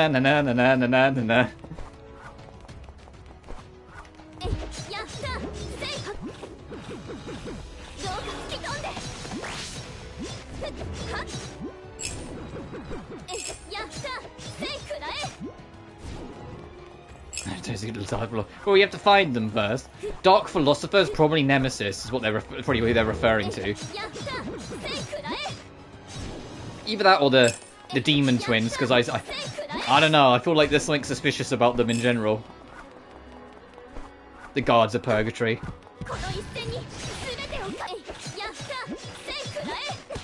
Ow. Ow.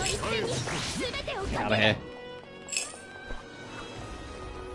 I wouldn't be surprised if they're like the true final boss of the third loop or something.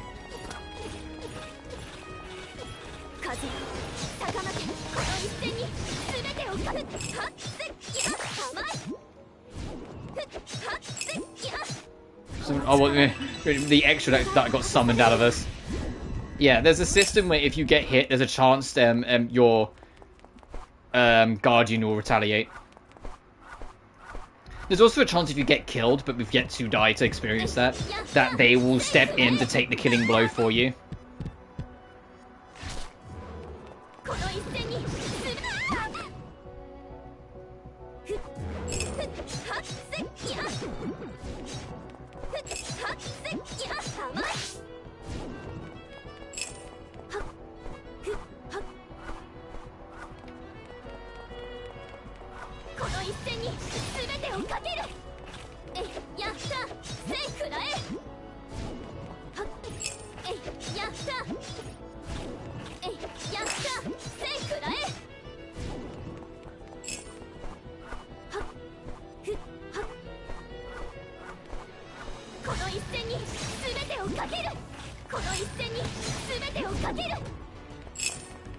At least the power slash fucking carries. Like if nothing else, at least I can just use the power slash.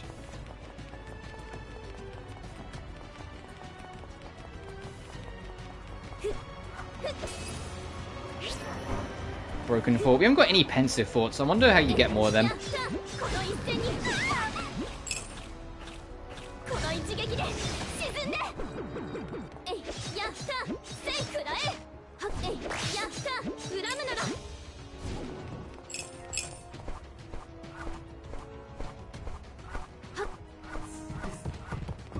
Another Gustin.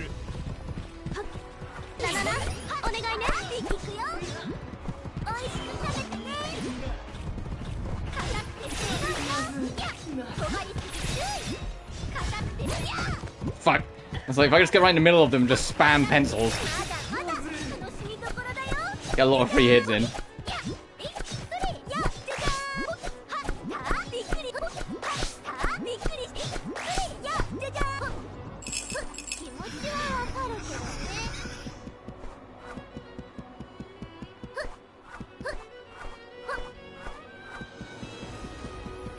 Don't carry any. Oh, it's a status item. Okay.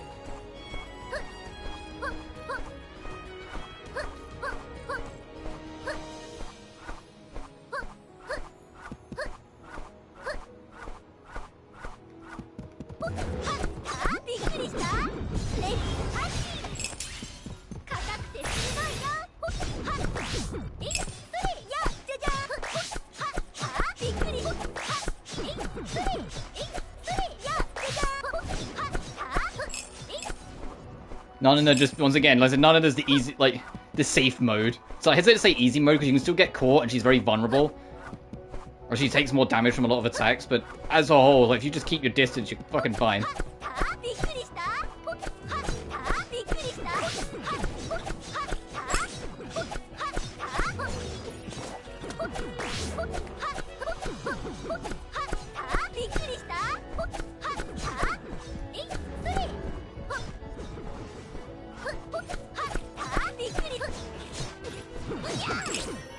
Oh, when you don't dodge into the attacks because you're trying to back up to the opposite corner.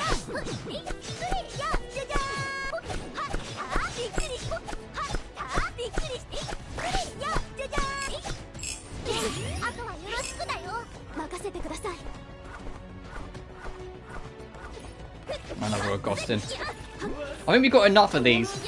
You could have something else, that'd be nice.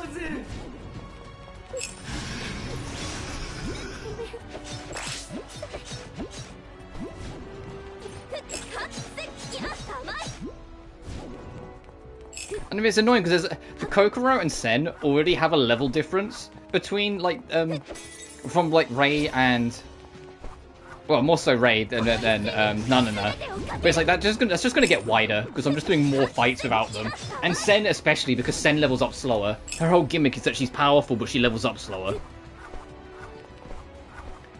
So it's like, I hope that trophies only get one of them to level 99 and not all of them, because otherwise, ugh.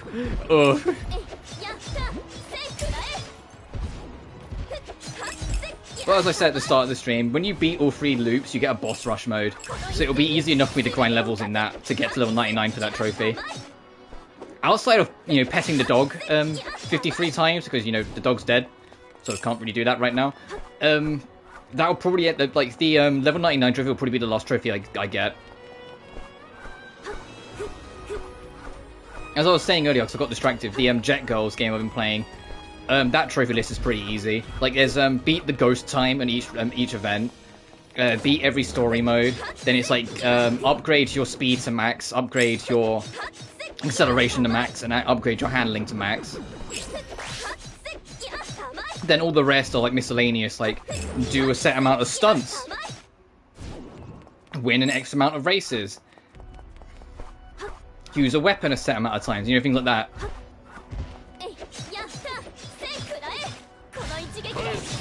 The only thing with the beat the ghost times is that you have to unlock the fucking tracks first, obviously. So it's like the there's an underground map that I haven't unlocked yet, because you have to play on a map in the story mode at least once to unlock it, and I haven't done any underground maps. So I need to get along the story until I get the underground one, and then beat that one ghost map, and then all the ghost trials are done. And then there's a small collection of mini games which are basically just like alternate ways of earning money. And you have to get at least a B grade in each minigame. And I got triple S in all of them because none of them are that hard. They are fun minigames though. One of them you have to clean your jet ski, and it's button combination under a time limit. So you'll be like X, L1, up, circle, and you have to press all 4 buttons like as quick as you can sort of thing. And then it'll bring up another list of 4 and you have to quickly press them. It's like how quickly you can keep on top of it. And if you can keep it going in a chain, you keep a combo going, you get more points. The treadmill one's fun because you have to mash one button to run fast on the treadmill, and it's like a really long treadmill, and things are thrown onto it, and you have to like be in line for them to grab them. So sometimes you have to mash it more to get further up it. Sometimes you have to mash it less or let it go straight up to kind of go further back down the treadmill. But you have to be careful not to run off either edge or fall off the edge before you. And on harder difficulties, the treadmill naturally moves faster, so you have to really fucking mash that button to get up to the front when something goes up there.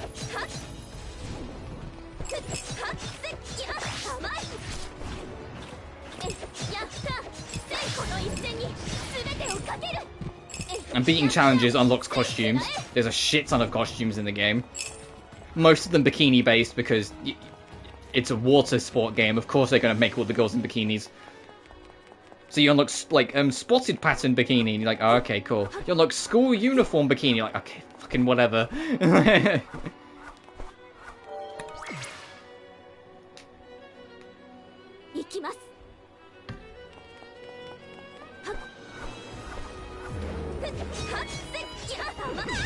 Ow.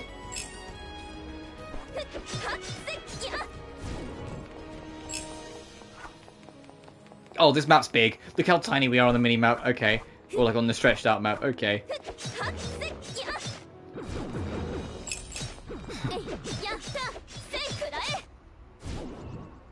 Oh yeah, she looks great.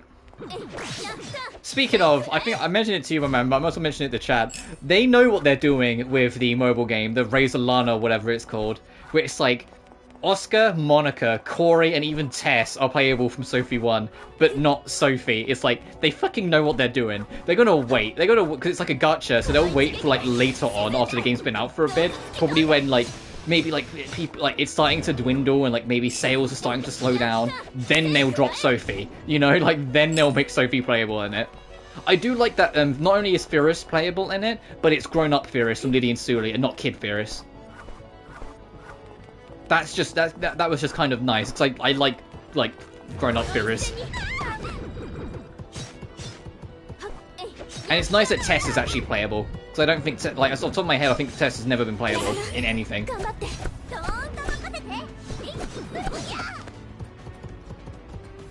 Verona, and it's young Verona, not like Lelua's Verona, which makes me wonder if Lelua's even going to be in it eventually. But Verona, Toturi, and Maruru are all in it.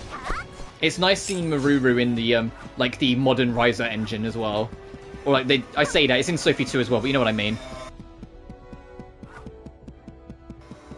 Like the new Gust engine, seeing like, you know, the princess in her princess attire. Because they don't use the modern look, they use her classic costume and classic look in their mobile game.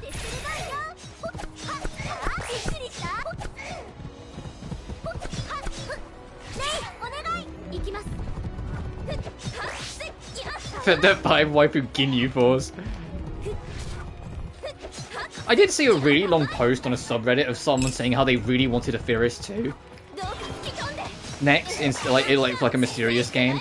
And like but instead of making it based in between Fyrus and Lydia and Sully, they wanted it after Lydia and Sully to show like the more mature Fyrus and how she's grown and changed and whatnot.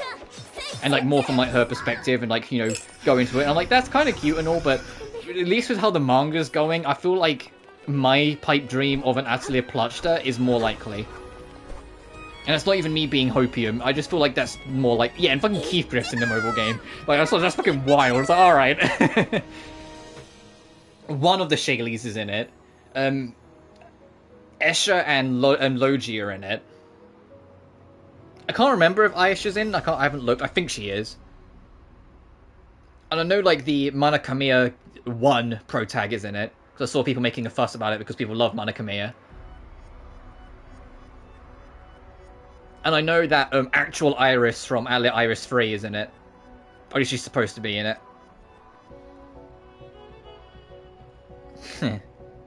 Now, my theory is Plachta, Mysterious Child. Because in the manga, Luard from young Plachta's timeline, like, you know, he's at the peak of his power and everything was going off, has somehow ended up in the modern time, like in the current timeline with Sophie and the gang. And he's just like doing shit. But then when like after narrowly getting saved by Sophie, he like after Plachta is narrowly saved from Luard's attack from Sophie, he ends up escaping and vanishing, and it's kind of left as a loose thread of where is he going and what's he up to. And I feel like that's setting up something. It might just be kept just in the manga, but it feels like that's setting up something. And they could easily recap that in like an opening chapter, because the whole manga is basically Sophie, Plachta, Lydia and Sully are working together. Like something draws Plachta back to the library where Sophie 1 ended, and there's when they bump into him. They could like tie all of that explanation together in one chapter, if not just the prologue, you know? They could just do that, and then there you go, there's just set up sorted for the rest of the game.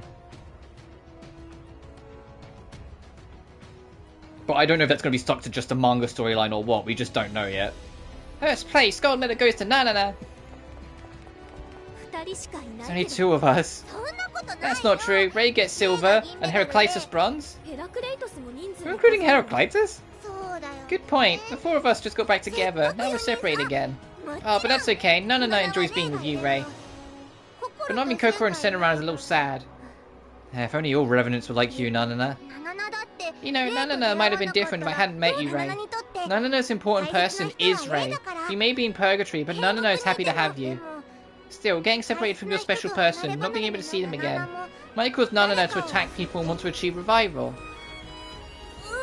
Just kidding, Nanana's a good girl. I won't do that, so please don't hate me. Sorry. I'm going to hate you, Nanana. I might come to hate. Oh, you mean Nemesis? Yeah, that's right. Anyway, let's keep going. Okie dokie, let's go look for Nemesis. My master, you're having a hard time coming to terms with your true self. Huh? You ready to get your bronze medal? And Nemesis' foolish words are still lodged deep in your heart. No. Hesitation will result in difficulty maintaining self-consciousness. It can be fatal here in purgatory. I know, I need to go.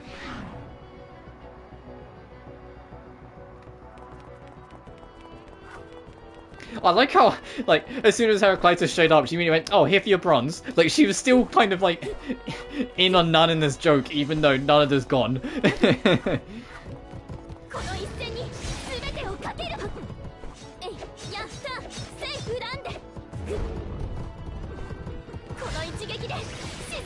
Get back here.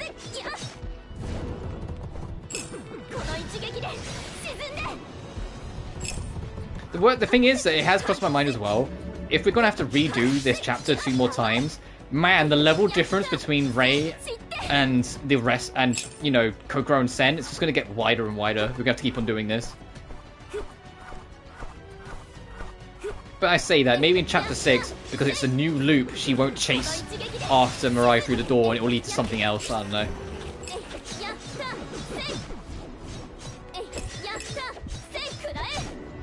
I'm also trying to pay attention to just how long it takes us to get through chapter 6, 7, and 8, so it gives me a better idea of what loop 2 and loop 3 are going to be like. You know, like if chapter 6, 7, and 8 end up being like the longest 3 fucking chapters in the game, I might reconsider doing loop 2 and loop 3 on stream. I don't want to, not do them, because I want to see the whole story, and have it on stream. But you know what I mean, like, if it's going to, take forever, this could end up being a lot of content to have to do again 2 more times. It's the same reason why I didn't do the 2nd and 3rd playthrough of Fairy Fencer F back in the day, because it was way too much to do again, that although there would be changes, too much of it would be similar to do on stream, at least at that point. At some point I want to go back to it though, I still haven't done it yet, so I could go back to it on stream at some point. And it would be way easier to, because I've already done my hard mode playthrough. So, when I'm going for the platinum, that trophy's at least out of the way.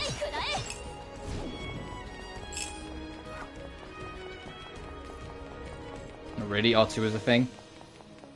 Yeah... depending on the game, if I know it's going to be exactly the same, then yeah, like when I did Final Fantasy 16's hard mode, the only cutscene I watched was Bahamut's transformation because I wanted the music to still line up for the fight. Because I really like that boss theme and I love how it lines up with the cutscene going into the fight. But if I know there's a chance there could be differences in between, I will sit through the whole story again. I sat through the entirety of Dirk 2 again when I did the New Game Plus playthrough, solely because I knew there'd be little scenes scattered throughout it. And although they were mostly at the end of chapters and they were very distinct, so you knew that they were the new ones, I still went through the whole story again. And to be fair, I enjoyed it going through it again, so... Yeah, that's because I did like the, I guess what you'd call it the normal or expected ending, where like you don't touch the evil goddess stuff at all. And you know, Tiara gets kidnapped and you only get her back during the final boss, but because of that she's super underleveled by the time you get to the final boss, because you have to do so much dungeon crawling first. And because the final boss kicked my ass because it was on hard mode, I was super overly power leveled for it by the time I actually won. So like the Tiara is actually like half the level of the rest of the gang, so it's like ugh. And I also went for the Tiara route in terms of like the romance options because it made more sense to me. Those two felt like they had their kind of like rivals to lovers kind of feel to their relationship. Whilst I got more little sister vibes from I forget her name, the little fire girl that's like your fairy. I know you can romance her too, and maybe if I went through it again I would just see the option, but I got huge like sibling vibe, especially out of the relationship she had with the main character.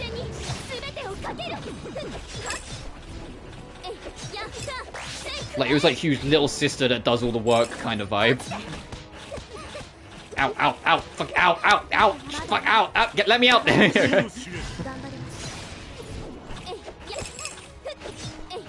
It's been a while, so I don't remember all the names. The only reason I remember Tiara is because she was my favorite character. And the fact that her English voice actress is the same one that voices Sonya Nevermind in Danganronpa 2. And so and when I first like live streamed it, it was literally just after I finished the Danganronpa games, so it was still fresh on my mind. So I really noticed that shit.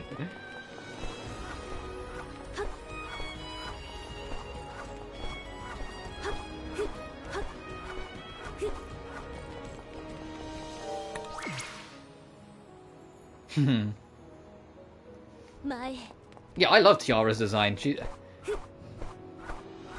Her story is, it's not that it's generic, it's more like it's rival who's a bit antsy and self-fulfilled, finding her, like kind of dropping the ego a little bit, but then they throw you on, like, completely under the bus and completely caught me by fucking surprise when she just fucking gets killed halfway through, and you have to like do time shenanigans and then fall in love with her in a way. Like, it's what made the romance like more charming as well.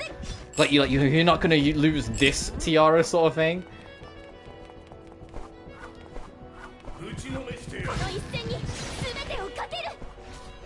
Even if it did, I remember at the time, like it's another like curse of being overly connected with characters.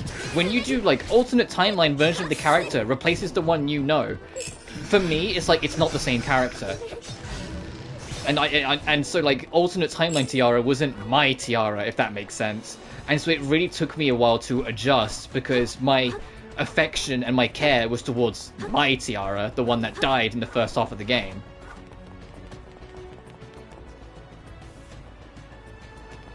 I'm not gonna lie to you, fair.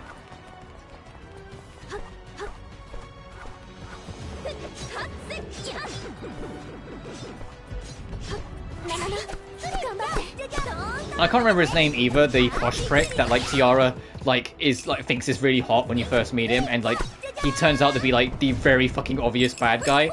Like frame fucking one I remember in the live stream, literally frame one, the very second he's on screen, I went, Betty's the final boss.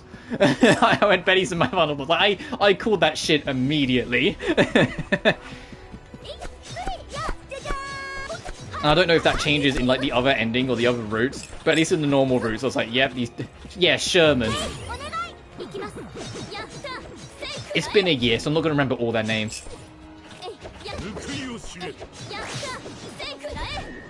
I struggle with names at the best of times. I struggle with names in real life.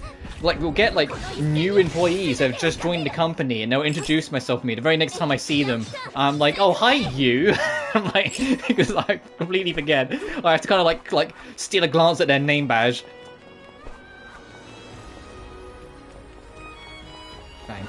Oh, fair enough. So I'll get to the other ones eventually. I think, like, especially because my first playthrough, like I said, I did on hard mode. So I'm waiting the hard mode trophy done and out of the way.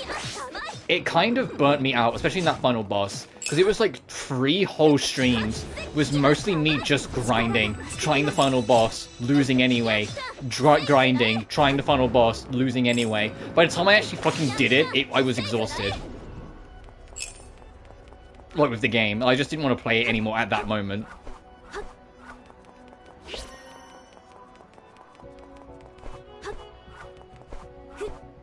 Well, I think one of the streams, I straight up didn't even try the final boss. I think one of the streams is literally me, I just grinded for like 3 hours. And that was the whole stream. And I ended up, like, going worse. I even grinded off stream. To like, probably way too over leveled. I think I was like level 90 something. And then went back to the final boss. And like, Tiara was like level 45. Because that was the level I was at when she got kidnapped. Man, I just got juggled between two attacks, and both of them inflicted a status condition on me that used a different item. Fucking, I hate these enemies. What I could do instead, going back to Crystar, but once again, like I said, even though Prime Machina is its own thing and its own like beast, I could like do like the first ending and then come back to do the other endings another time and play something else. But that honestly just depends how I feel. It depends how long these chapters are. If chapter 8 is just the final boss, then obviously it'll be easier to go back through it.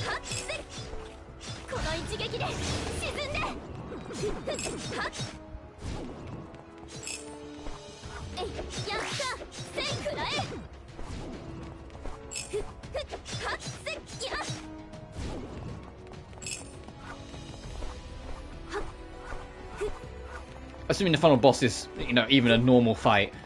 I kind of doubt it, because I doubt this game had, you know, the budget or resources to get overly creative with it. But it has become apparent to me that this game, although it's not on the same level as them, does have some Dragon Dragoon in its blood. Like, in terms of what influenced it. Like, I don't know if some people would probably say it's more Nier, but for me it feels more Dragon Dragoon. Or, as it was known in the West, Drakengard. There's like some of that DNA in it, especially the original Dragon Dragoon. And its jank and clunkiness. But the thing with both Drakengard 1 and 3, or Dragon Dragoon 1 and 3, is that both of them had like final bosses that completely changed the gameplay genre and made you do something completely different for it. But they also had the loops, which is what this game's doing. But it was also not like the loops in the way that, you know, Nier, you have to do like the whole game several times. It was more like you just do set chunks several times to get a better picture of the whole story. And that's what this is doing, where we've got like chapter 6 onwards, we're going to end up doing more times to get more of the story and then ultimately the true ending. The big thing I can say though is that regardless, the future runs will be easier because I won't need to explore all the map. I can just go do the main path because we've already got all the loot in the area.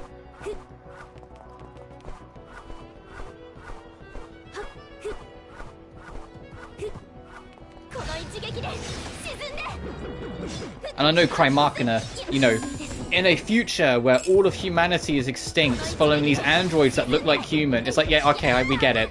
It's like, this game is more inspired by, you know, Yoko Taro's earlier works. Crymachina is inspired by his newer works. You know, like, you know, it's Nier Automata with a little bit of, the Nier remake in it, probably.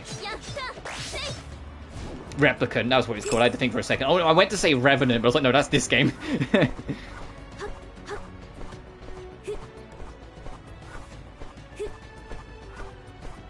But Crymachina also just looks super fun.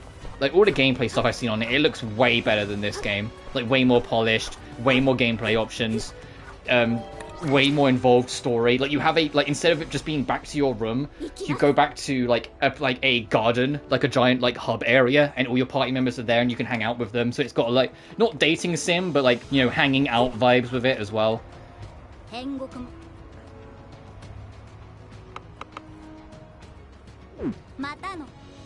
You know, it's got more elements, more pieces, and the music. The couple tracks I've heard in it, the music is pretty damn good. It's super fucking techno, but I'm down for a techno soundtrack. Oh, you chased me all the way here. Good job. But why? What happened to Mirai?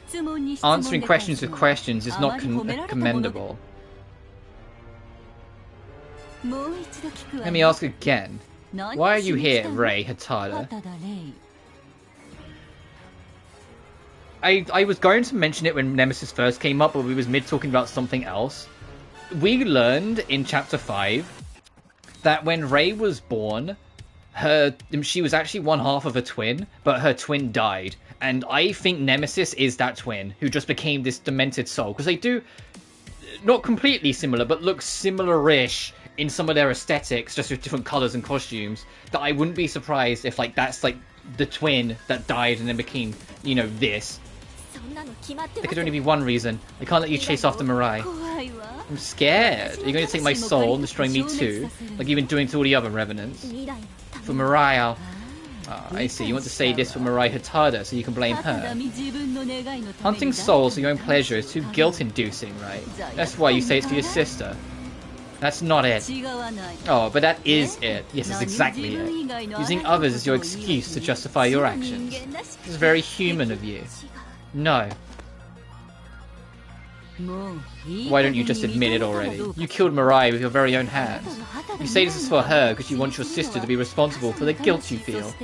And above all, you want to save her in order to lighten your very own guilty feelings. Yes, all for yourself. Everything. Saying it's for your sister is just an excuse. This is myself. No! Stop! Don't be mean to Ray. Fucking backhanded. Outsiders can stay outside. I'm not an outsider. No, it's Ray's friend. You're gonna get backhanded again. No! Even if you're a friend or a lover, you're still a stranger. Unless you're the person in question, you're an outsider.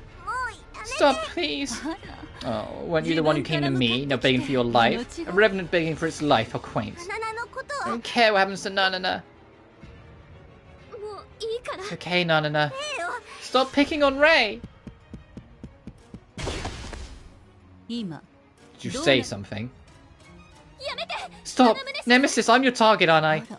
Oh, on second thought. Your soul looks very tasty. Stop! You should become part of me. Jesus fucking Christ, Kokoro! Kokoro, where'd you come from? From the upper area. I just jumped down because I didn't think I'd make it in time. You jumped? That's dangerous. I'd do anything for the opportunity to punch this bitch. Even if it is dangerous or reckless. Hey, Nemesis. Waited a long time for this moment. So many people getting in the way today. I already thought of a name for my baby. I never got a chance to say that name aloud. Marashi was an arsehole, but he wasn't so bad he needed to be killed. Oh, I'm so close to victory, and you're getting in my way. Doing this for the 2 lives you took, above all for myself. With all my might, this is my revenge. Go, Diogenes! Oh, shut up. Ugh. Kokoro! Kokoro! Fuck! It's finally quiet.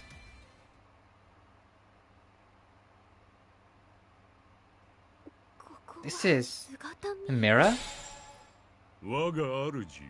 Hey boss, my master. Heraclitus, if you know, please tell me, where are we? This place is the inside of the soul. This is the world within the soul of Rei Hatada. So it's a dream. That is close to the truth. It is my master's soul itself, exposed and defenseless in purgatory. Then I have to go back. Kokoro and Nanana need help. Now in your agitated state? That's... I don't know what I need to do. Accept all of the truth. All of the truth? Rei Hatada killed Mirai Hatada. You tell yourself this is for Mirai Hatada, all to keep the guilt of crushing souls from your own ego from breaking your heart. You want to give Mirai Hatada's soul revival to free yourself from guilt. That's not... Each guardian shares its soul with its master. I am a mirror. You cannot lie in front of a mirror. Were there lies in what I have said? No. I hesitated when Nemesis told me those things, because it was all true. Right on the nose, but I didn't want to believe it. Then take it in. Take it in and accept it. Do not hesitate. Be proud of your ego. Ego is what makes humans human. A being without an ego is like a doll or a machine. If you carry through with your ego, without ever wavering, it will become idea. Above all, I know Rei Hatada better than Nemesis, and how much she cares for Mirai Hatada. Those feelings are an undeniable truth, are they not? You talk a lot. I thought you don't give advice. Usually I do not. Like my master, I'm not good at talking. Still, your words have reached my heart. Thank you. Please do not thank me. I'm sorry for overstepping my boundaries. I need to go back. Close your eyes and meditate, then you can leave this soul world. I'm always watching you, myself and my other half.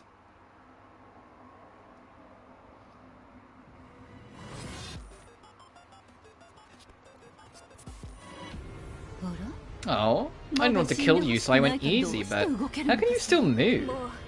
I decided I won't hesitate anymore. You're okay, Kokoro. Right, are you better now? No, you? It hurts, but if Ray's fine, then Nanano's a-okay.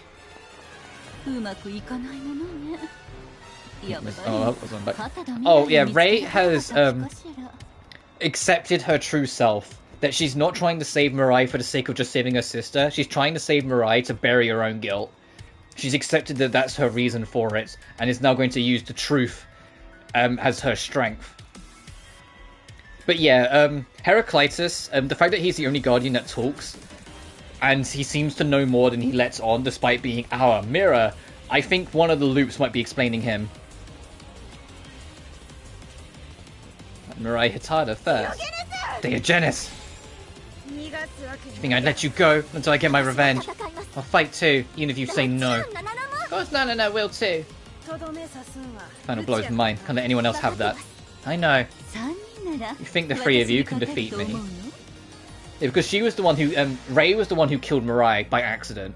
And the entire time she's been going around, like, you know, killing demons and absorbing souls, telling herself that the real reason for it was just so she could save her sister, because her sister is the reason why she's doing all this mess. When no, she killed her sister. She's doing it all to right a wrong she made. And she's, like, ending other souls and stopping their chance of getting it and basically just ease her own mind. So she has to admit that, and now she has. She can find that strength with honesty instead of hesitating when it counts. Memory is called Dark Philosopher and Kokoro's persona. Yeah. Well, it's more Kokoro's just out for revenge because Nemesis murdered her baby. It's not just 3. Sen should be here soon. Sen? Stop Nemesis right here. Kokoro, no. Kokoro's back. Alright, and I'm still... My biggest theory is that Nemesis is Rei's twin that died at birth and just ended up here.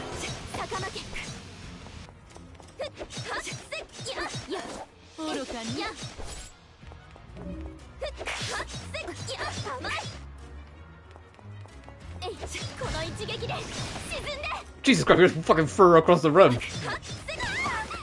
How much damage did that do? Okay, that wasn't too bad. Ow. I'm Diogenes. Probably, but it's not something I immediately think of. Can I just bully Nemesis into a corner? Because each hit stuns her. Oh, this is funny.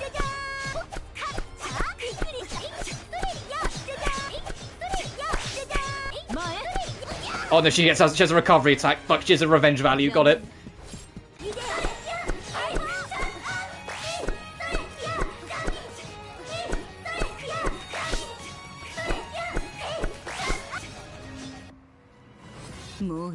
Enough. I was going to kill her sister when Mirai Hitada watched, but showing her corpse sounds just as good to me.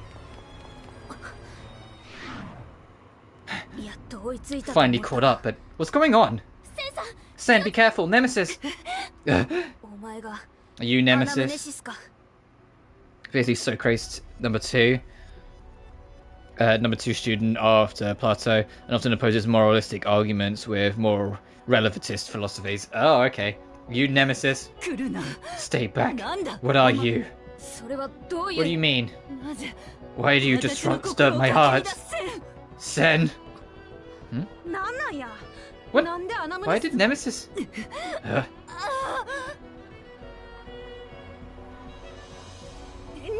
Don't run away!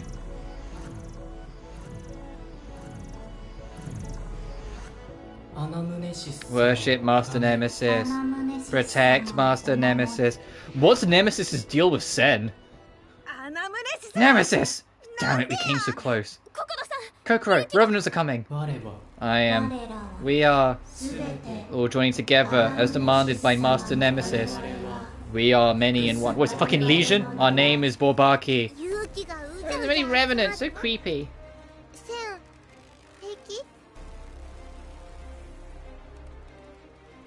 Yeah, maybe one man. We don't know. Sen, are you okay? Yeah, it's not a problem. I'm gonna beat those guys up in Nemesis' place. Nemesis' place, the greatest honor. Sen's back. Oh, no, this is... Do they all share the health bar? Okay, that's cool. Okay, if I can get them together...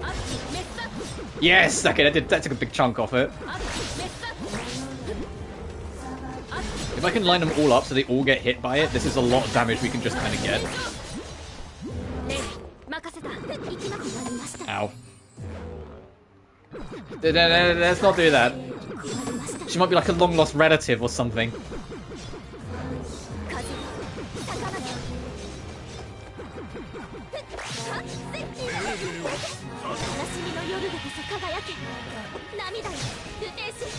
God damn, look at that health bar shrink because they all share the health bar. Damn!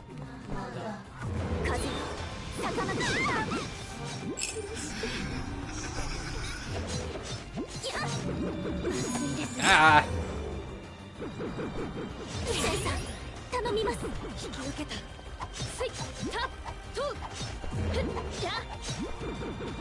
But it does seem to be a weird thing, especially when, like, she mentioned about, like, you know, her heart started going. Like, she reacted. She knows Sen. She just doesn't know why she knows Sen.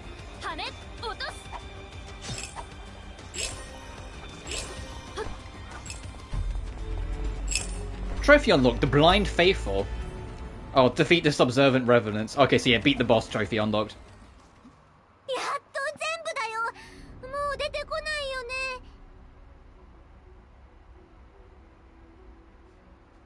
That's all of them. That's it, right? But Nemesis got away. She seemed to be in pain, but why? It was so sudden. How exciting attacks must have scared her. It's all useless if she gets away. Nemesis.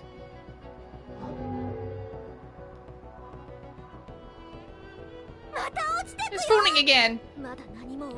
Regards to Amamoto and Mirai, nothing is over yet. We must go to the bottom of Purgatory to get my revenge, and so be it. I don't know enough about Black Rock Shooter. Or really anything about it to comment. Heraclitus. I guess she wouldn't respond. But you can hear me, right? So, thank you. Chapter 7. The Revenant Princess. Oh, so this whole chapter is going to be on about Nemesis. Got it.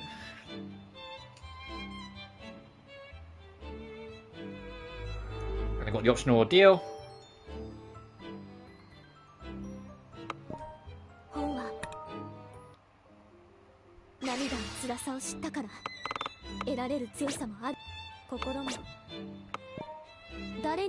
Oh, two people want to chat.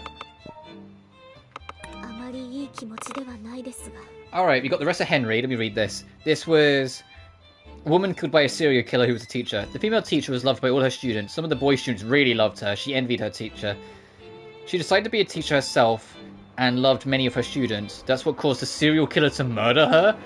That context? I think there's a bit more context missing there. What do you mean? Because she was loved? And we need another Kelly. He started weight training after his friend recommended it. Gradually his body became more muscular. He liked training.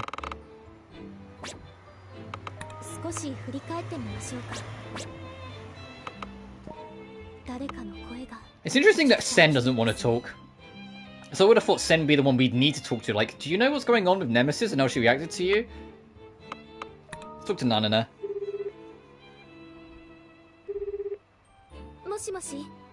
Hello, Nanana. Well, I was worried, so I... You seem to be okay. Oh no, was that an opportunity for you to take care of me? Ouch, my tummy hurts. Maybe I'm sick. Hope you feel better. That was so emotionless. I wasn't worried about you being sick. Nemesis hit you so many times.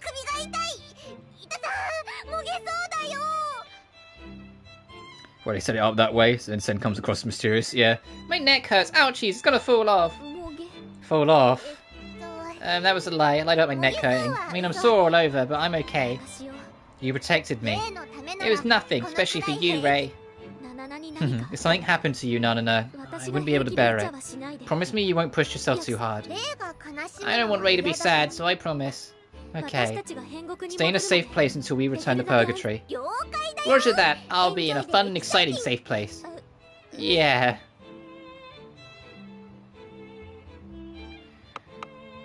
But Kokoro, hey, sorry you didn't get your revenge. Kokoro, you back home? I'm back. What is it, Ray? You need something? It's not anything too important, but... Were you worried for your big sis, Kokoro? Yes, I wanted to apologize. Had I been able to fight Nemesis from the beginning, the results may have been different. There's no way to know that for sure. Ain't no point fretting about the maybes. Besides, different results may not have turned out good for us. There could have been worse results, right?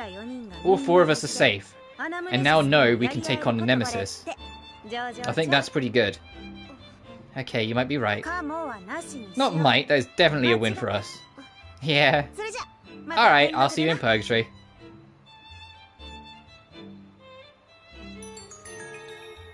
Oh, now who's calling us? As if I didn't already know. Is it Mephis or Phyllis today? Yeah, I did a new ordeal. Once you are ready, carry on, but let not your guard down.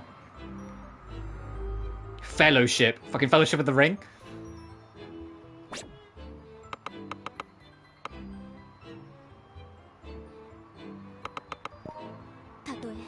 Chapter 7. I said there's 2 chapter spaces because the 9th chapter you get on the 3rd loop. So after chapter 8, we'll be back in the prologue and then it will jump us straight back to here and then we do these 3 again.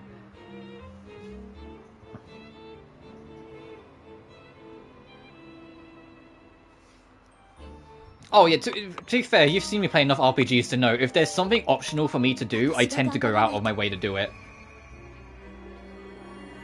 It's only if it's like extremely awkward or just not fun that I might eventually like debate not doing side stuff. You know, I'm not going to be following a guide when I go for any Trails games. If there's any side content I miss, it's just a whatever. You know, it's just part of my experience of it. So what's the level difference between the group now? 38, 33, 34, 36. Ugh. Ow, ow.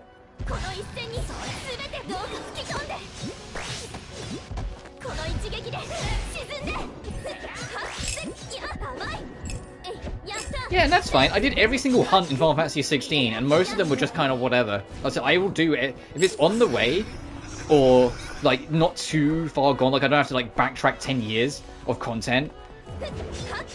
I'll do it. Because I like trying to get as much out of the games I play as possible. It's a carryover from when I was a kid, and I could only afford like 1 game every 6 months if I was lucky. You know. And so I had to make the most out of it, so I'd replay the shit out of it, trying to go for every single nook and cranny.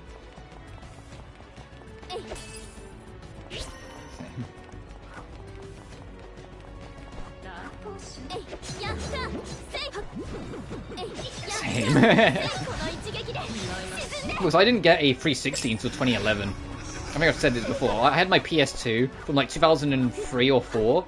And I still have my PS2. It's starting to show its age a little bit now, but I've had it for a very long time. But it was the newest, per se, console I had up until the Christmas of 2011 when I got my 360 for a Christmas present. And it was like the only Christmas present I got. And it came with Modern Warfare 3 and Need for Speed The Run.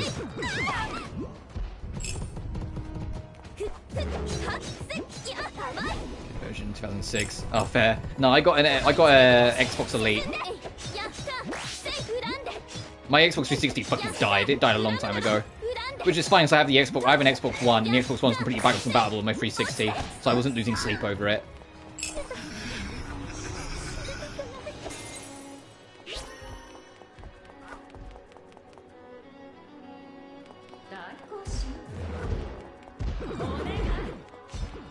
It didn't red ring in that sense in terms of die, it just completely fucking died. No, I had my Elite for years, it was fine. I say it literally is just it gave up the ghost eventually.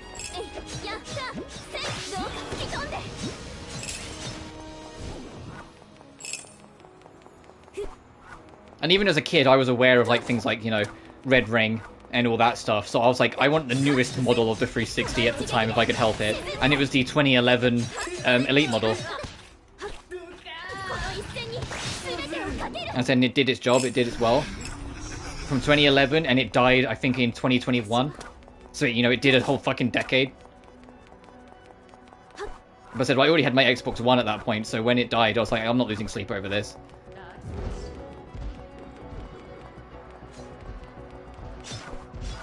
But like I said, my PS2, it's not dead, but it is starting to show signs of, like, wear and tear.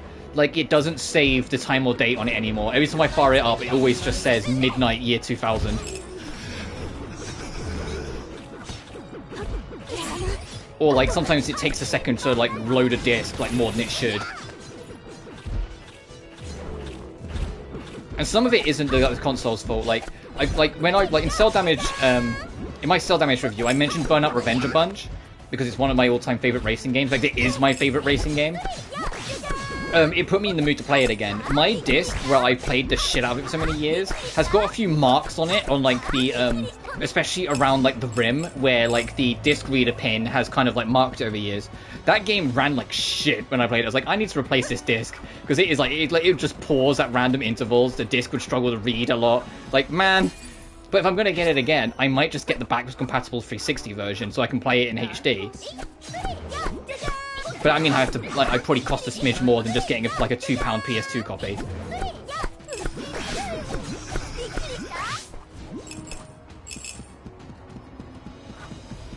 But there are some things that I know is like my TV. Like, my TV doesn't like... And I suppose it's a lot... Hang on, I'll wait for the motorbike to pass.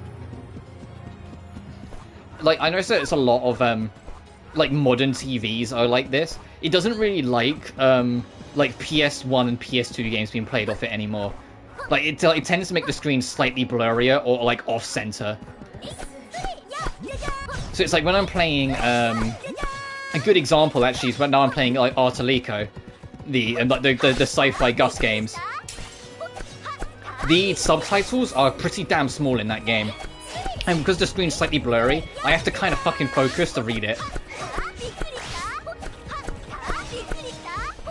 Like, I have to actually kind of focus a little bit. If I just try to read it normally, like, I feel like I'm blind when I'm reading it, because it's like, it's a little blurry, and the text is tiny.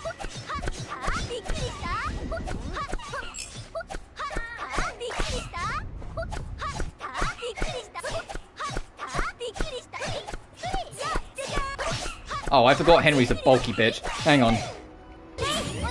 And that's fair enough. The Xbox doesn't have many, if any, games I really, like, care for. Which is what, and PlayStation has most games I care for, so I've always just stuck with where the games I want to play are. I've never once given a flying fuck about console wars or any of that bullshit. Just play what you want to play. I really don't give a fuck, and I find it really tiring. People go, but Xbox has, but PlayStation has, but Nintendo... I'm like, don't give a fuck. Just play what you want to play. You know? The more you encourage, like, this elitism to just one platform, the more you potentially limit the competition, and the worse the industry will get as a whole when there's less competition. You know, shit's already way too expensive on the digital storefront on PlayStation, especially if you don't live in the US, because they don't convert anything. And the only reason they get away with that is because the only real competition they have nowadays is Steam, but they don't have to pretend they have to even acknowledge Steam, because that's the PC thing. I mean, you can have your preference. It's just the difference is that there are the people who go out there and like Sony do anything and they like kiss their fucking boot, and Xbox do anything and they pretend it's the worst thing ever. And that's the shit that I just find extremely tiring. That's like the Sony elitisms.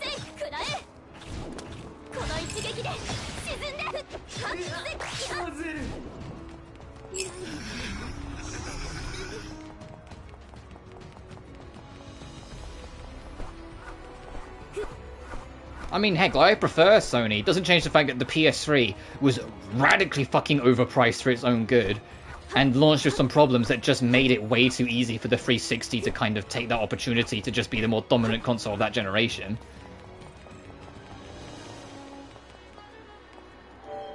The PS3 at launch is more expensive than the PS5 was at launch, for goodness sake.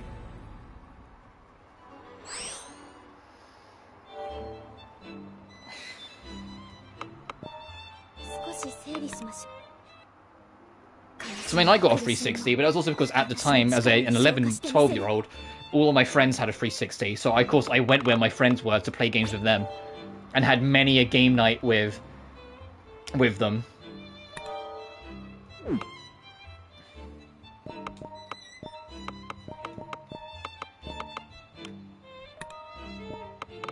Oh, I was hoping I could just hold squared and scroll down.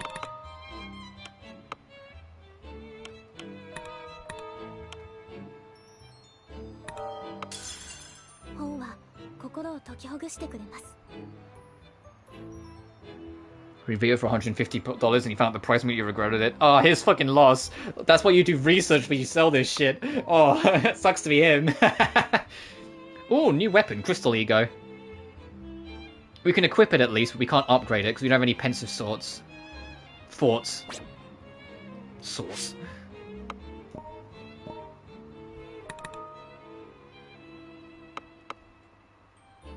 Oh, it's magic attack focused though, actually. Ugh.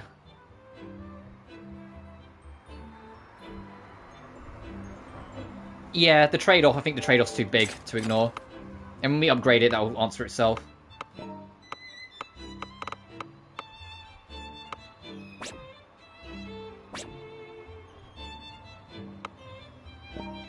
I got a ton of good games out of it. Yeah, fair. Oh, there's better potions in the game. Sweet chocolate now. Which restore 50% life. And are also automatic. So we have 22 automatically engaging heals. This is why I'm like, I'm not that fussed about the challenge too much anymore. Because you have so much, like, freebies in this game. And we can potentially have up to 40 if I buy loads of them. I'm going to save. Alright, so how long have I been streaming? 2.5 hours? Okay, so the whole of Chapter 6 is about 2.5 hours. Redoing it, we won't be exploring as much, and we'll kind of just be burning through the cutscene. So I'm thinking we could probably get all of Chapter 6 done in under 2 hours. So I think that's reasonable.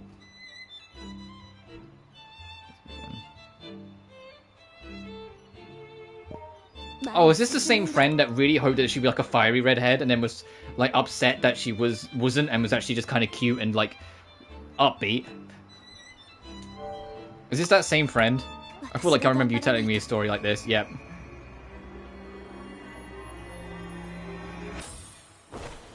But anyway, let's make a start on Chapter 7. Although it's not as warm, it's like a good 8 or 9 degrees cooler. Like today, it is still pretty damn warm. So I will probably go for 3 to 4 hours. It is supposed to be raining literally right now, but for some reason isn't. According to the weather, so I'll take that for as long as I can get. But when the weather super cools down, like I want to try and get if this chapter and the next chapter are around the same length, it would be nice if we can get at least the first loop finished tomorrow. Because I think we could do it. Because if 2.5 hours, 5-hour stream, then potentially, assuming the final chapter isn't super long. But let's at least get started. It's so dark. Ah, Kokoro. Maybe surprising, but I don't like dark places like this. It's not surprising. I already knew that. Can I hug you? No ulterior motives, promise. No, there are clearly ulterior motives. In times like these, Sen would cut you in half. Huh? Speaking of which, where is Sen? Like how Kokoro immediately went, if Sen was here, she would hug me. You know, the girl that like she's already admitted she has feelings for and has revealed to have feeling, like Sen has feelings back, but wants to get to know her better first. Speaking of which, where is Sen? I've just seen sit back and embrace hugs. Nanano isn't around either. Boo! Ah! Nanana. Oh, thank goodness. I was worried not seeing you here. You said find a safe place, so I was hiding. Have you seen Sen? Wait, stop ignoring me. Hiding is fine, but you didn't need to scare me. You got it all wrong. None of it wasn't trying to be scary. But you shouted boo. Since this area is new, we don't know much about it. First, let's look for Sen. Yeah. Ray, you're being cold. Are you mad because I tried to hug you?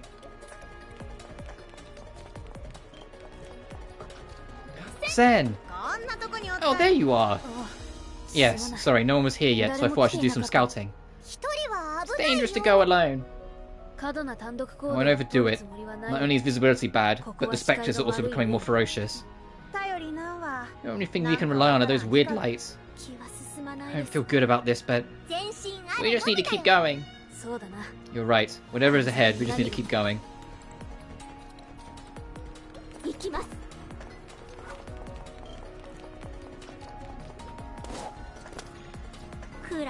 This is dark and creepy. So what do you need? You don't sell the new ones, okay. Oh, you do finally sell Pensive Fort's site, however. And they're expensive as shit. I'm gonna buy 20 off the rip, just so we're in the clear.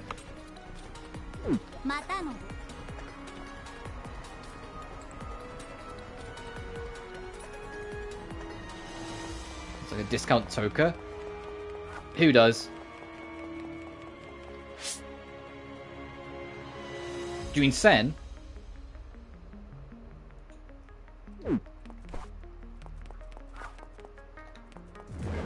So, yeah. I guess I can kind of see it. Just, you know, not a complete airhead like Toka is.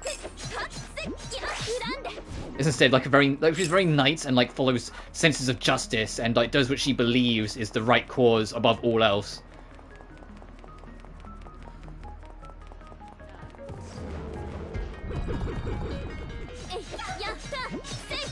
That design. Yeah, no, I was just bringing up the personality to compare. That's what I said. Like, I can kind of see it minus the personality. Can I like bring up her full? Oh, I think that's the best I can do.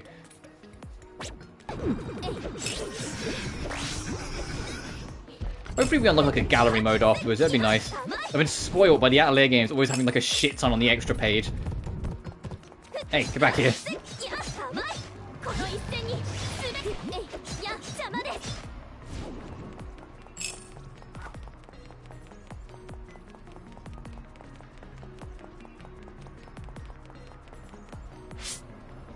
I'm going for emblems.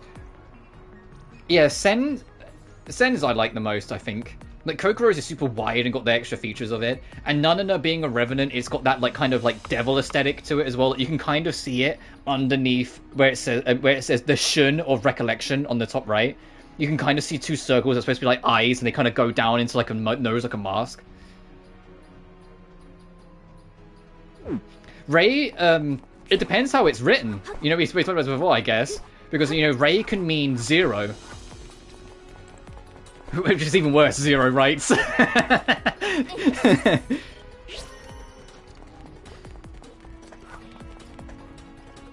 Hamlin from Mary Skelter.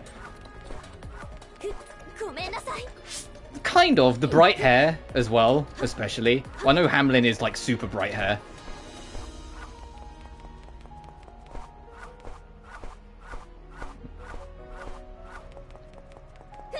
Ooh, gamma variants. Accurate in name sense, yeah.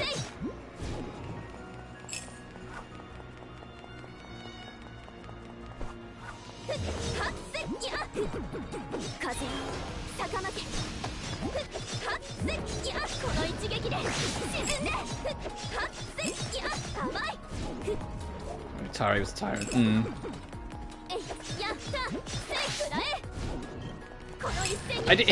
I know, like, you know, it's the characters in the story and whatever, but when you take it, like, out of the characters and make it, like, pay attention to, you know, what each character represents, it is kind of funny that Atari is, you know, the villain, and is, like, you know, is upset that it's, like, been forgotten by time and was the OG.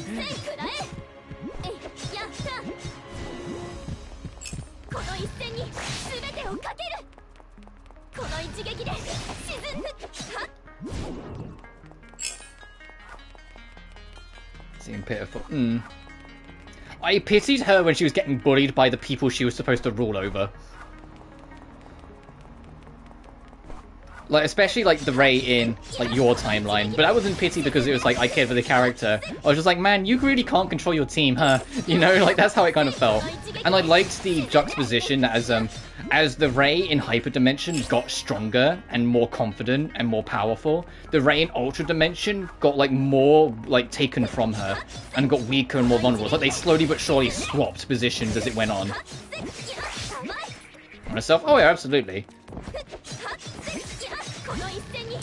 Doesn't stop me pitying someone getting dogged on, though. Self-inflicted or not.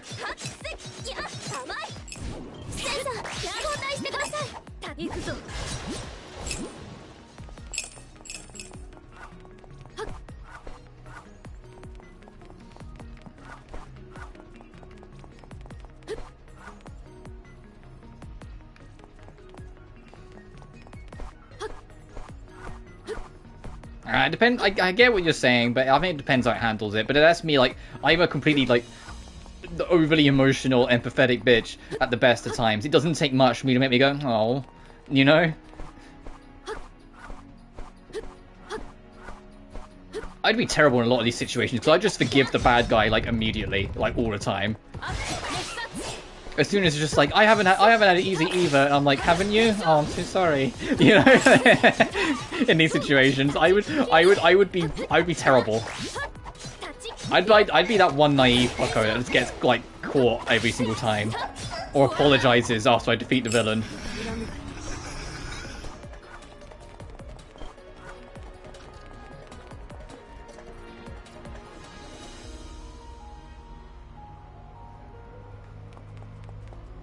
So, I don't think you might have people, because everyone has haters.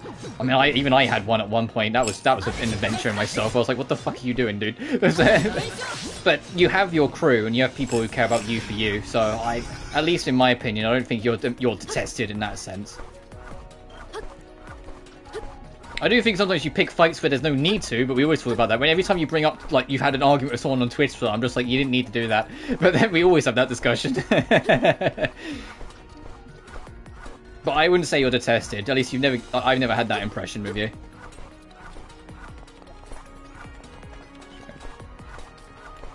But then that also could just be me and just me being me again.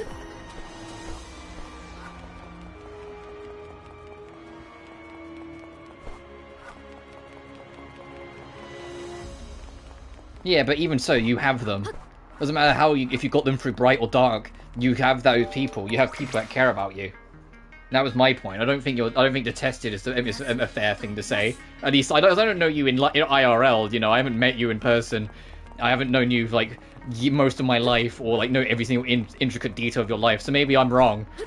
But at least from the times I've got to spend you, yeah, we have our moments, and sometimes we squabble or argue about whatever. But I think you're all right. And you always give the impression that you have people that are in your corner, and you have, like, you know, your crew.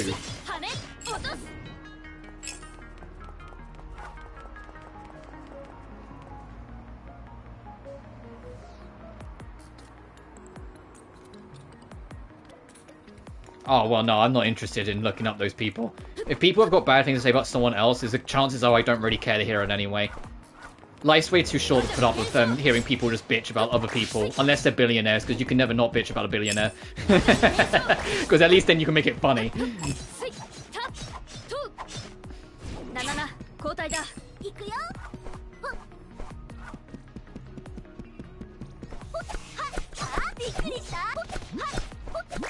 Oh, thank God, the gamma flowers are here, so I don't need to grind that one ordeal.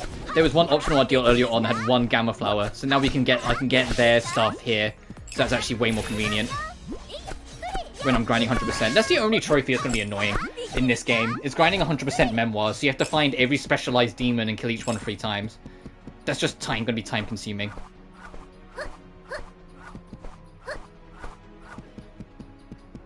Toxic. Yeah, that's fair enough.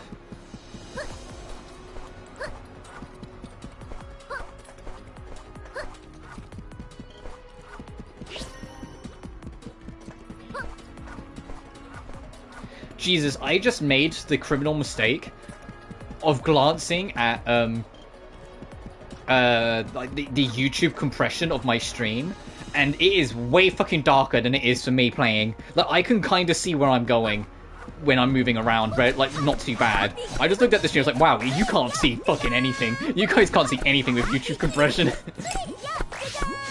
It's 5%. Yeah, but that 5% still means something, and that was always my point. Or at least I was trying to make my point with. Even if like loads of people have problems with you, there's still people that don't, so I hesitate to say people detest you, because even if there are people that have problems with you, they're not the everyone. At least in my opinion.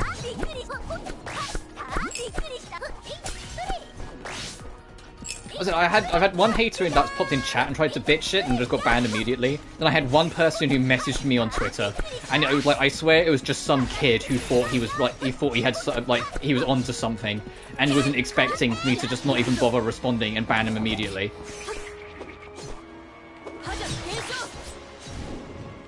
It was just some kid actively trying to be a troll, and I just banned him immediately and didn't give it a second thought, and that's it. I've only had like 2 people actually like be negative on my like with my content.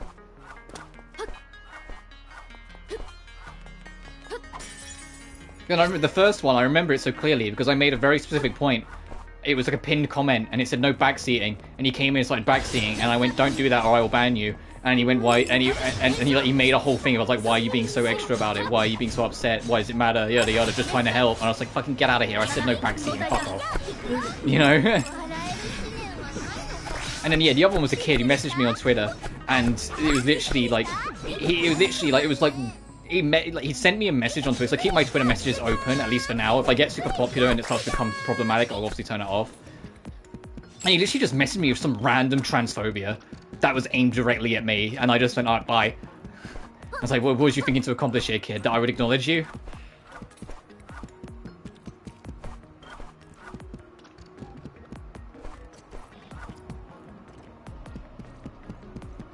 Exactly. So I don't mind backseating if I fucking ask for it. Or like if it's talking about plot details I miss. Or like whatnot. But when it's like I'm trying to figure out a puzzle or trying to solve it and someone immediately goes, oh, by the way, you need to do, you're just gonna get fucking banned eventually, dude, because I'm gonna tell you, let me figure it out, you know?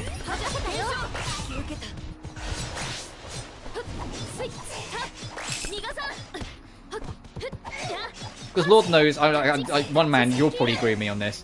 When you're streaming, sometimes you do just miss things in the story because you're focused on so many other things other than just playing the game. You can't just focus on the game. You have to focus on, like, you know, your content, what you're talking about, you know, making sure the stream's still going and nothing's dropped. Sometimes you do just miss a bit. And so having someone in chat kind of say like, hey, by the way, they did talk about this, or if I go, what was this about? They go, oh yeah, they mentioned it. That helps. Trails, for example. Yeah, when I get to trails, maybe not so like with like the core gameplay, like let me figure shit out. But if it gets later on and I get like stuck on a boss or whatever, maybe then I'll be like, okay, what did you do? Other than grind. There are so many paths. Jeez, I feel like I'm gonna get lost. It would have been nice if there were some signs or something. Want to drop breadcrumbs?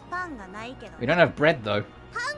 If we don't have bread, we can just drop a cake. That doesn't sound logical. Please consider the amount of calories you could intake from cake. Right, anyway. I understand that we want to escape this cruel reality, but let's keep going. Ray, I'll leave it to you.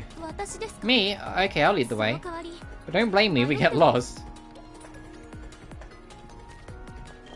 I appreciate that the gang's finally starting to have like an actual kind of sense of camaraderie between them all. Like they're bantering with each other a little bit more.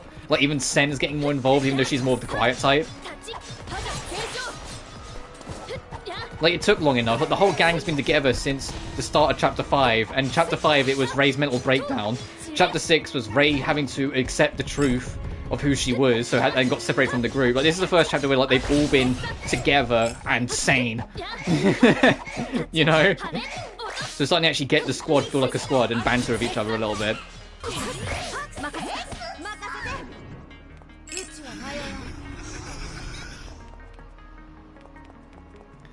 Like, it's a nightmare, especially on nightmare mode. Oh, yeah, I've mentioned it before, but when I go through trails, unless I, like... It's more likely going to be if I end up not enjoying it but want to get it done, but let's be real here, I probably am going to enjoy it, or at least I hope I do. I plan to just stick to normal. Even if I get stuck, I will probably stick to normal. It's only if I end up not enjoying it much, or just want to get it done, that I might lower it to easy, but that shouldn't happen. Or at least I hope it won't.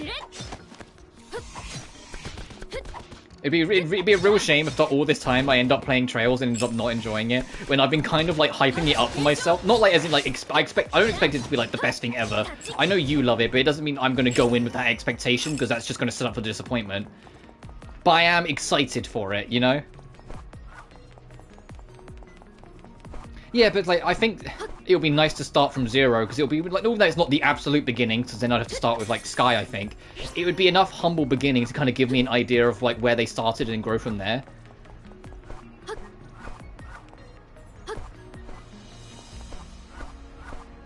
Because I'll go as Zero, Azure, and then probably the Cold Steel games.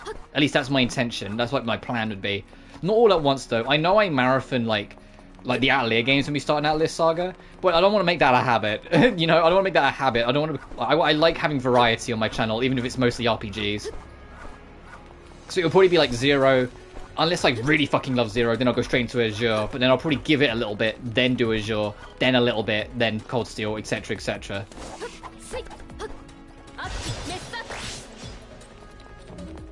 kind of like what, I know it's off stream, but because it was before I started streaming, but kind of like what I did with the Yakuza series. Well, I didn't play all of them back to back.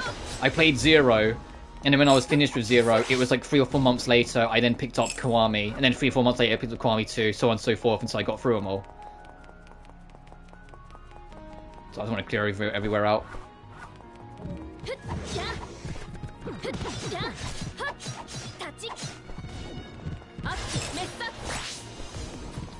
Oh yeah, I'm sure I'll enjoy it. Only one fun fact. To be fair, it's a good start. It's literally a remake of the first fucking game. Like, you know, a lot of people say start with 0, and I get it from a narrative point because it's the earliest in the timeline. But 1 was, you know, written before any inclusion of 0, so there's nothing stopping you from starting with 1. So I think it's a good starting point as well, even if it's got a very short story in retrospect compared to literally any other game in the series. Can't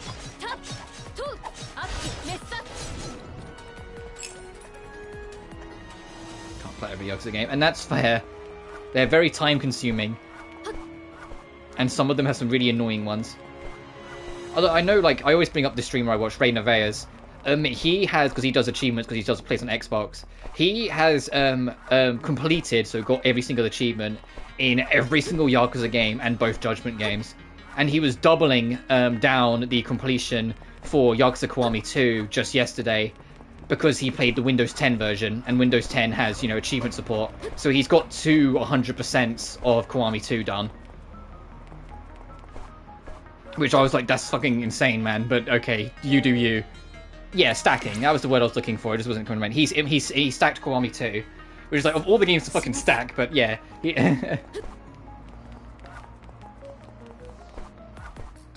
but he has over 2 million game score, which I think is like, if it's 1,000 for a complete list, you can do the math of how many like platinums that is. It's something close to like 200,000 platinums.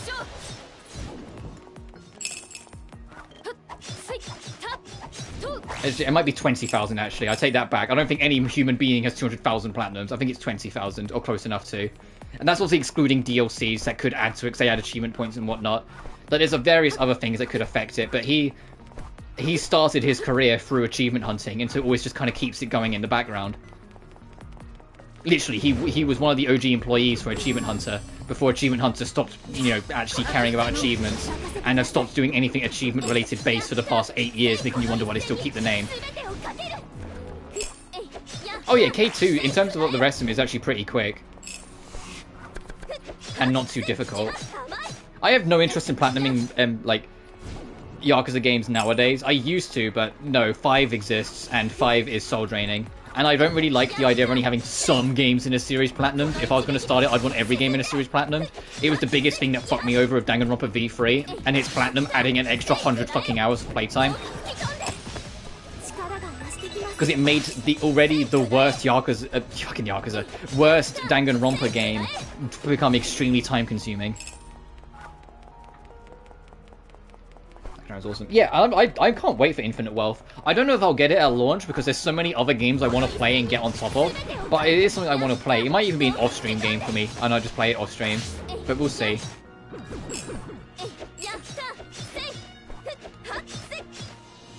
That's like when I cleared it. Good, you should have been. You put so much time grinding it. Oh, there's no... But this is our final floor. There's no warp.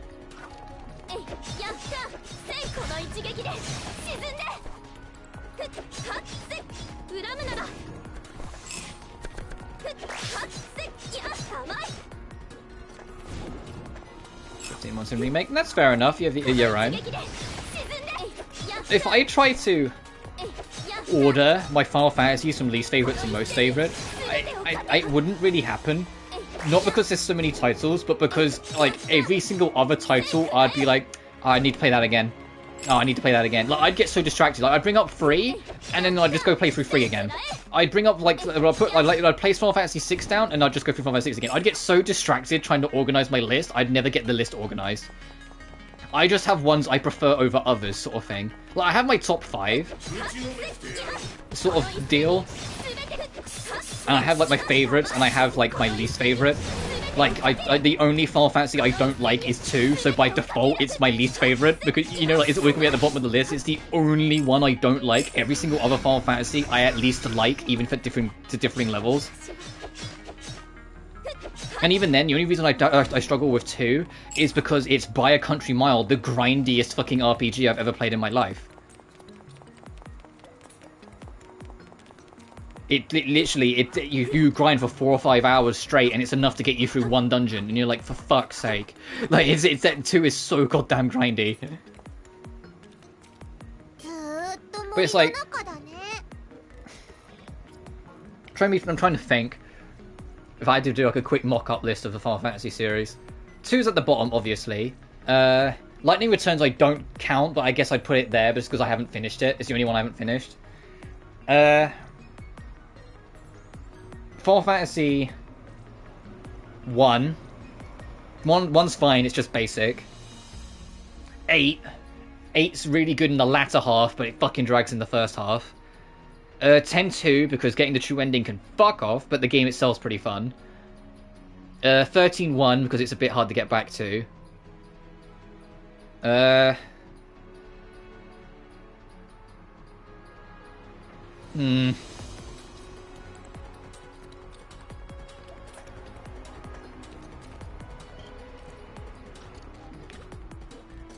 So I'm already struggling because all the games I'm thinking of, I'm like, oh, but I like that one. Oh, but I like that one. Oh, but I like that one, you know?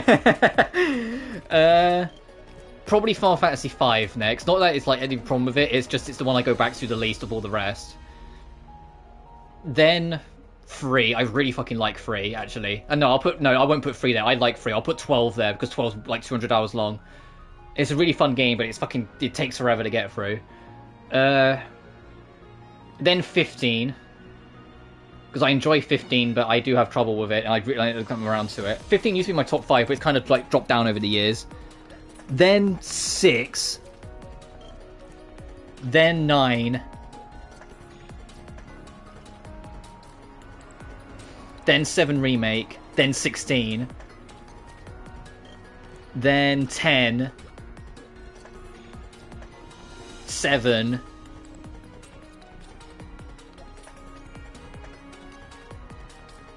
Trying to think, is there Final Fantasy I haven't brought up yet? And then I was like, Final Fantasy 4 is my top 1. I'm trying to think if there's any others I think of before I put 4 down. And then 4. And if there's one I can't think of, it's somewhere in the middle. But that's like a real, like, off the rip.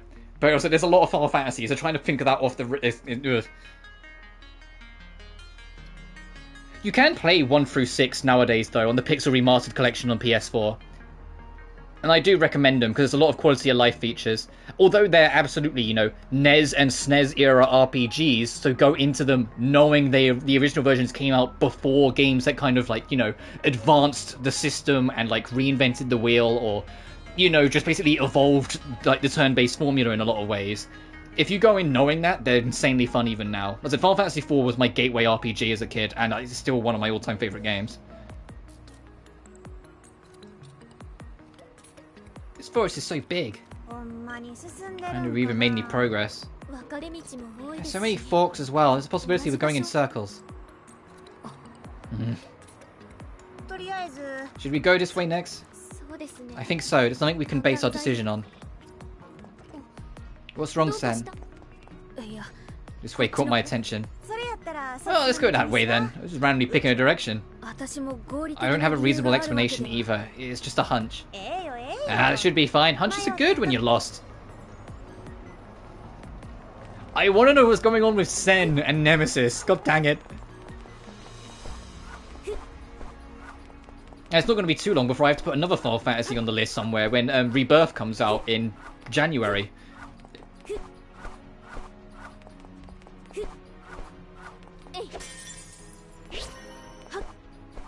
I say that, we don't know if it's still going to be January. January was the leak date, so it could have changed by now. It could have just been a placeholder date.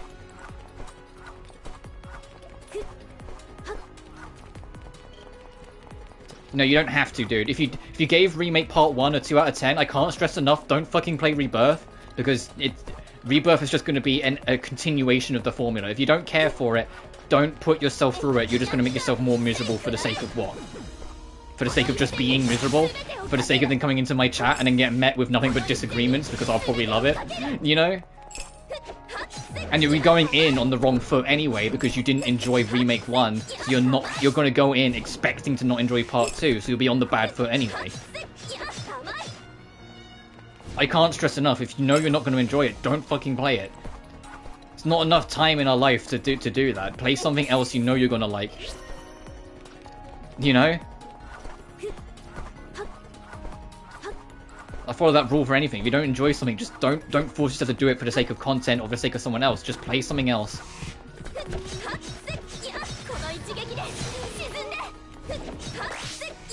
Because I'll probably love it because it's covering Act 2, which is like one of my favorite acts of the original Final Fantasy VII, and I'm really curious to see how they change it through the remake, remaking the timeline.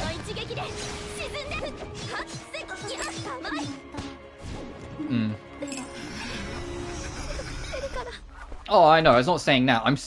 I'm more meant for your sake. I don't think you should play it. I think it'd be better for you to play something else than force yourself to play something that you probably won't enjoy. Yeah, but even if people love it, I still think my point has some value because it's like, do you really want to just do that? To just be to just be angry. I would rather like enjoy something and be happy and laughing and like get stupid content. Like even like it's like with Resident Evil 6 frustrates the fuck out of me. We at least get content out of it because it's fucking funny sometimes. That game is so stupid. Of the clips. Ultimately it's up to you. It's just that's just my like my thoughts at least. But like, of course it's up to you, you know what I mean. Oh, I'm not playing as Nanana. For some reason I thought I was playing as Nanana and I was just going to shoot this enemy from a distance.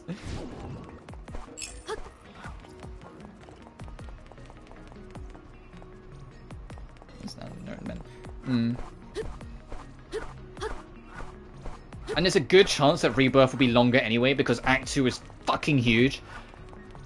If you've never played the original Final Fantasy VII, Remake covered the first hour. Rebirth is covering the next 20. And you can see, keep in mind they managed to make the first hour a 60-hour RPG. Imagine what they're going to do for the game that's 20 hours long. Or the act that's 20 hours long. I'm expecting Rebirth to be pretty fucking big.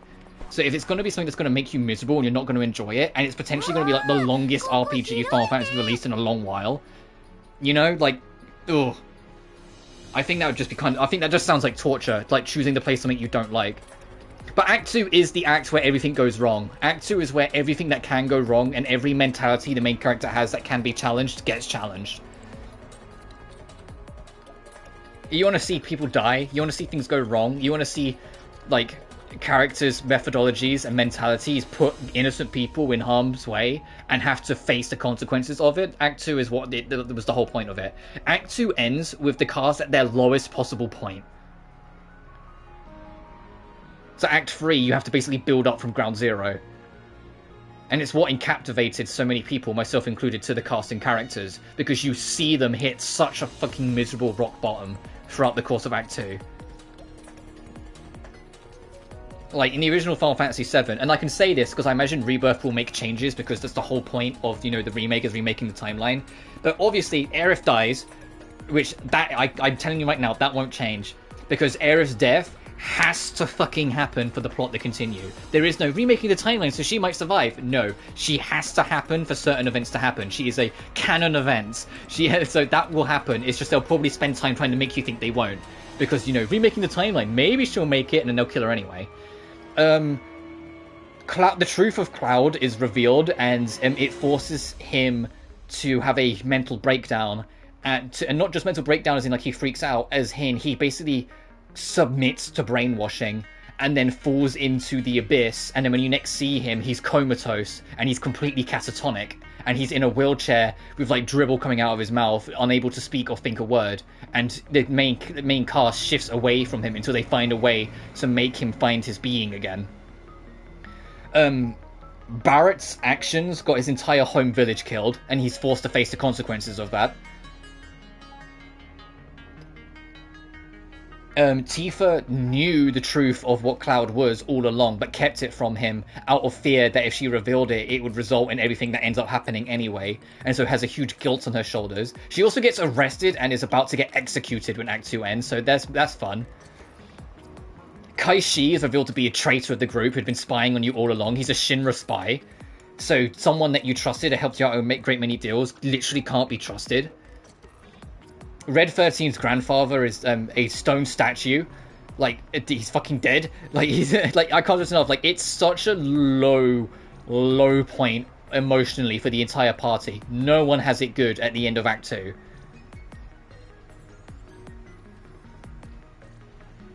Those are the things. I know you don't like them, but it's like you've only seen, like I said, it's the biggest thing that I was kind of like mixed feelings on with Final Fantasy VII Remake. I liked it in the end, even if it was a little inflated. It was the fact that they took the opening hour of the game and made it a 60-hour long game. Well, I say that. In reality, I'm exaggerating. It's like the opening 2 to 3 hours. Once you know what you're doing, you're skipping dialogue, you get it done in like 40 minutes. But you know what I mean. Like, it's still like the opening couple hours that they made 60 hours long. And now Act 2 is like actually long. I'm just sure you have me up for it. Well, I'm just saying, if you end up not enjoying it or not liking the direction, don't force yourself, please. I'd rather you be happy. Wow, this place is huge. Feels like we're pretty far in. Maybe we should take a break here. Better than wandering these woods. Sen, your hunch was good. It was just by chance. And besides, we can't conclude that this way was the right way. Not yet. Sen? Careful, your enemy's hiding in the darkness.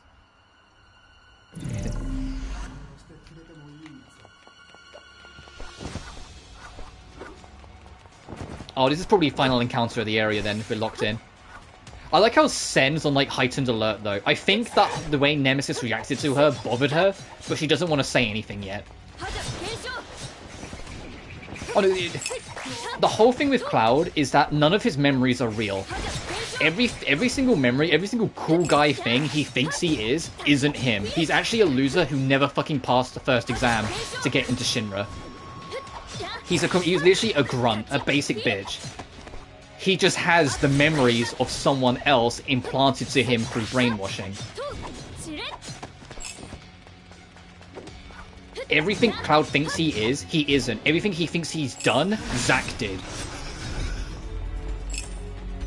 He literally is Zack's being. He thinks he's Zack in everything but name. Because of bullshit brainwashing. And that when that's revealed to him in full function, and he realizes that he was never anything other than a failed experiment tool for mad scientists, he completely submits to it. And allows himself to be manipulated and controlled. And eventually it results in him falling into the life stream or the abyss. And in the abyss, it completely sucks the life out of him. You know when in Chapter 4 of Rebirth, when you go to Jessie's house and you see her father laying in the bed completely unmoving, and when you mention it to her, it's mentioned that he had an injury involving the life stream, and now he's been stuck like that for years. That's how Cloud becomes.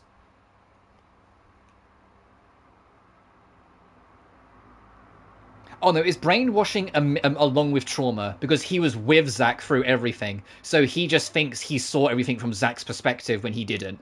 He forgot Zack's existence through trauma. The ultimate catalyst that was the ultimate triggering point was Zack's death. Which is why Zack now surviving in the alternate timeline through Rebirth raised so many questions, because what's going to happen in that alternate timeline? Because he was basically, Cloud failed every exam, but still wanted to be worth something, so Hojo took him under his wing and made him a test subject, and all of the torturous test subjects that he was put through, he didn't really agree to. He thought it was just going to be like a couple DNA samples. No, he has the Genova cells, like alien DNA, forcibly implanted into him. He has genetic failed clones made of him that are these weird gooey monsters. When you see those hooded figures going reunion, all around Rebirth, they're failed fucking Genova clones that either come from Sephiroth or Cloud. Which is why Cloud had such an adverse reaction to seeing one, even though he didn't know why when he saw them in Rebirth, because it was through the trauma he was seeing him. He was seeing his experiments. He was seeing the experiments he was stuck in, all the traumas he saw. He just didn't have an answer for it because the trauma had buried it. Hojo is a menace to society. Yeah, the whole thing with Hojo is that you love to hate the bitch, because he's such a prick. No, it's tired. Same, Sen. You seem to be doing well. I'm not fine, but I do have energy left.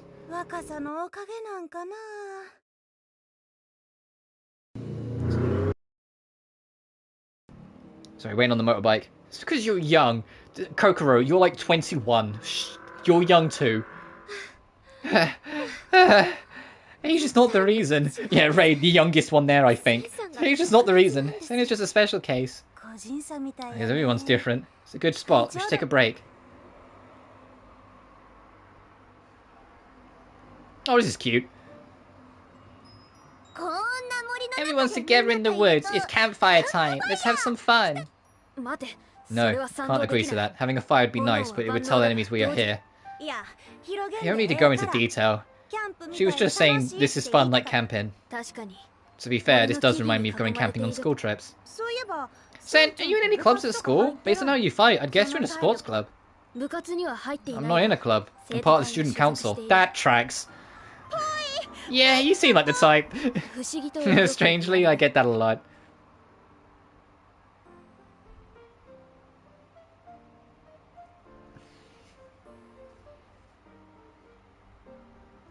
And the guy's dating options are like body counts, blue hairs, and or single mothers of my age groups. Bald and have a shaggy beard. Oh no. I'm not right now because it's been way too hot for me to really want to do it, but I'm usually completely clean shaven, but I have long hair. I had face cam on a few times last year. It's just, I want to get a proper setup first before I put face cam back on. Because I want my face cam to be above my TV. So instead of looking to my side for you to see my face, I just glance up and you can see me, sort of thing. But that would require a lot of setup, so I haven't sorted that yet. And I'd probably do it after I got a PC set up so I can get like a proper camera instead of the PlayStation camera. Hey, what about you? The Going Home Club. And she's a flaky member too. A flaky member of the Going Home Club? How does that even work? Don't worry about it. Just forget about me. Surprised you remembered, Kokoro. Well, I love you, Ray. I engrave all the information I know about cute girls into my soul. Kokoro, ladies and gentlemen. Please delete that. What about Nanana? I'm not gonna say you're not cute, but on the inside I can't say you're my type. How old are you anyway? Do you remember anything about when you were alive? No, not at all. You don't seem to want to remember. For real? I'm enjoying this time with all of you right now. Nanana doesn't need a past. We're lost in the woods right now, you know. However, I understand what you mean. Nanana, it's a bit enjoyable having small talk with all of us together. I like that everyone's smiling! It's so rare! We haven't had too many opportunities like this. However, we know the deepest parts of our hearts, so we have a very interesting relationship. Nice. How long will this last? The end of our journey should be near. We're getting closer to Nemesis. We'll find Mirai's soul soon, too. Is that when our relationship ends? Our contract with the demons won't disappear. We might be forced to keep hunting revenants in purgatory. True friendship group. It took too long to get it started, sadly. Yeah, you're right. But let me make one thing clear. Once our journey's over, I'm gonna marry Ray. Stop it! Don't even joke about it. Yeah, Nanana's gonna marry Ray. That's not what I meant. No, it's fun to tease you, Ray, so I'd like to keep talking, but we need some rest. Yeah, Kokoro, in all honesty, cares about Sen. She just likes to fuck around. She just likes to fuck around and find out. You're talking, but we need some rest. You're right, the forest doesn't appear to be coming to an end. This is cute! I like this, just the four of them sitting around having a chat. Oh.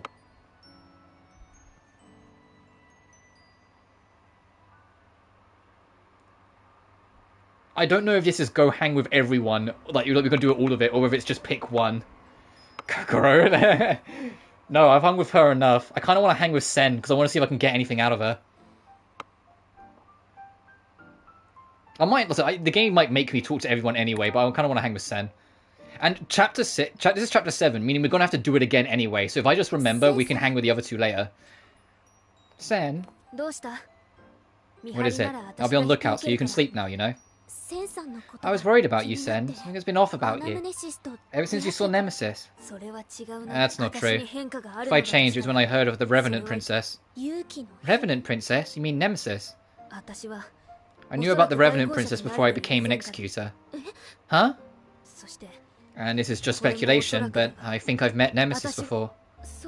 You mean before you met us? That's right, but I'm not positive about it. I'm trying to remember. I'm thinking maybe it was when Kyosuke Tomasu dragged me into purgatory. I lost my self-consciousness at that time. I can't say if I did or didn't meet Nemesis, which is why I didn't mention it before. Please don't tell Kokoro about this. Got it. Thank you. I don't want to confuse anyone with uncertain information.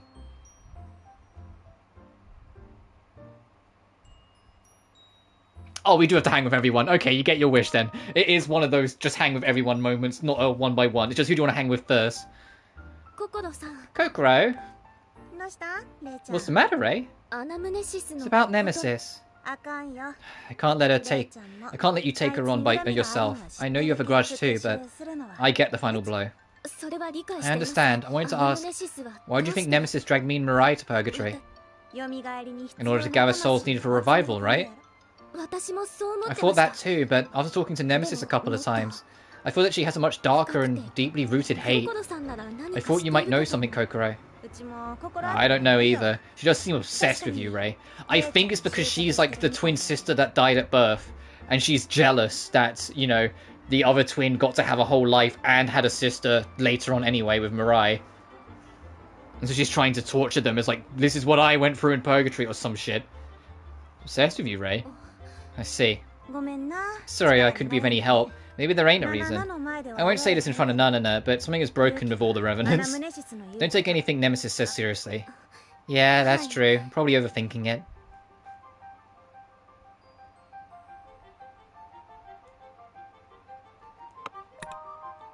Speaking of the little menace. Nanana. Ray, what's up, Buttercup? Please keep it down. Everyone is resting. You're right. Nanana, you said you can't remember anything about when you were alive. It's not that I can't, I don't want to. Before Nanana became Nanana, when I was alive, I don't feel like I enjoyed it. Which is why Nanana doesn't need her memory of who she was before becoming Nanana. Even if that's true, I'm sure there's some good memories. Maybe, but I know this. Nanana met Ray in purgatory. The real world, the one with no memories of Ray, can go right in the trash. Don't worry about Nanana, just think about Mirai. Thank you, Nanana.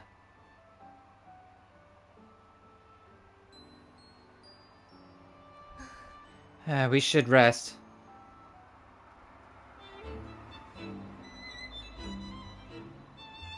Oh, meanwhile, back. Came back? There are 3 recorded messages. So everyone's saying, oh, wait, we fell asleep. Hey, you got back alright? I'm gonna go ahead, so I'll see you over there. Kokoro sent a message for us to assemble.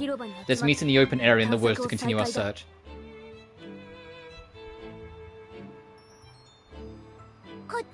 No issues over here. It's dangerous to be separated, so let's gather up. Recalling the tragedy. Oh, Jesus Christ. Oh, that's a chapter name. Oh, no. I wonder if that's going to go into the bus incident.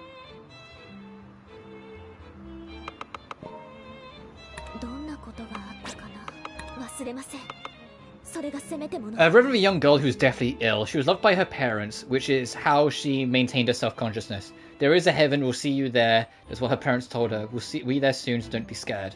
Okay, I'll be waiting, she answered with a smile, but she knew that neither of her parents believed in heaven, and nor did she. A male revenant who was killed by the Revenant Princess. He was suffering from an illness and was killed on his way to hospital.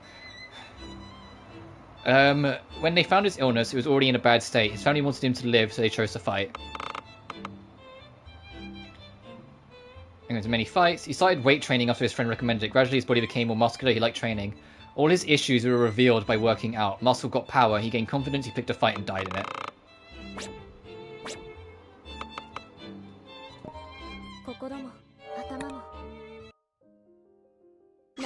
辛さを知ったから得られる強さ少し整理しましょう。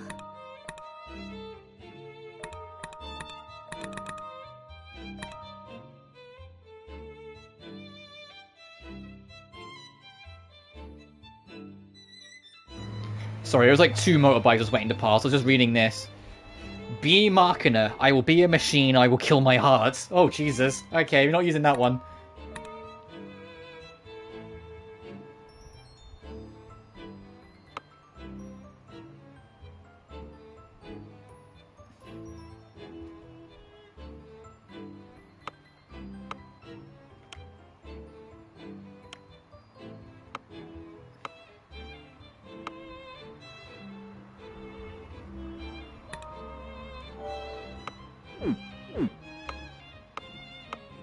Oh, that's just straight up better. I'm looking at the stats on the left. 117, 100 to 135, 125.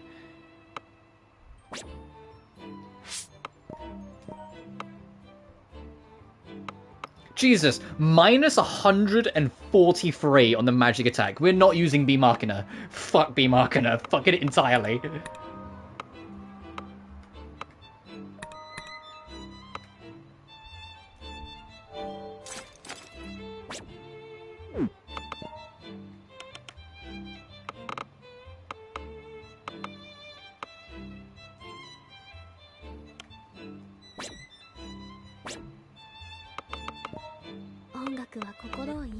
Oh, that's that dungeon theme, got it. I'm kind of getting a little hot. I'm thinking of wrapping up, and then tomorrow, where it will hopefully be way cooler, try and get all the rest of Chapter 7 done and all of Chapter 8 done. At least get the first loop finished. So I'm thinking of wrapping up. To be fair, this stream was always a giant maybe anyway, because of a thunderstorm we were supposed to get, which we didn't. Where is it? I want thunder. I want thunder and lightning. But I digress. I think I am going to wrap it here. We've been going for 3 hours, 18 minutes. I think that's a good stopping point. So tomorrow, we'll be back on this again and try and push through to get the first loop finished. And then we'll kind of figure it out from there, how I want to handle it, where we're going to go, yada yada. Because if the chapters are all like 2-ish hours long, or can be made about 2-ish hours long, then it's not just a matter of, oh, I could probably get the loops done. I could probably get the 2 loops done this week. You know? I could do, like, you know, finish this loop on tomorrow, do loop 2 on Thursday if we have long enough. Like, Friday and Saturday will be RE6, and then, assuming we don't finish RE6 early, Sunday loop 3. We could be done at the end of this week. So it'd be no point in doing the old multiple loops. I might as well just stick to it. Dirk 1 or something, fair enough, good game. I'm going to save before I forget. I can't remember if I saved a minute ago, but I'm going to save again anyway. No, I didn't. Okay, I'm looking at my save file. But I'm going to wrap it up here. When we get to loop 2 and loop 3, by the way, I'll probably start messing around with the alternate costumes a bit more. I kind of left everyone on their default for a while for now, but I might as well mess with it on the loops when we get to it. So I will be doing that at least to kind of spice it up a bit more. But I digress. As always, thank you so much for watching. Remember to like and subscribe if you haven't already. It genuinely really helps this channel grow. And also, for anyone watching live or in post, if you haven't checked out already, I dropped a review last Sunday on Cell Damage, and it would be really appreciated if you could watch it, because I spent a lot of time on it, and I was really happy with it. But I digress. Additionally, you can find my Twitter, Patreon, and PayPal in the description of every video. But until next time, thank you so much for watching, and I'll see you then. Peace.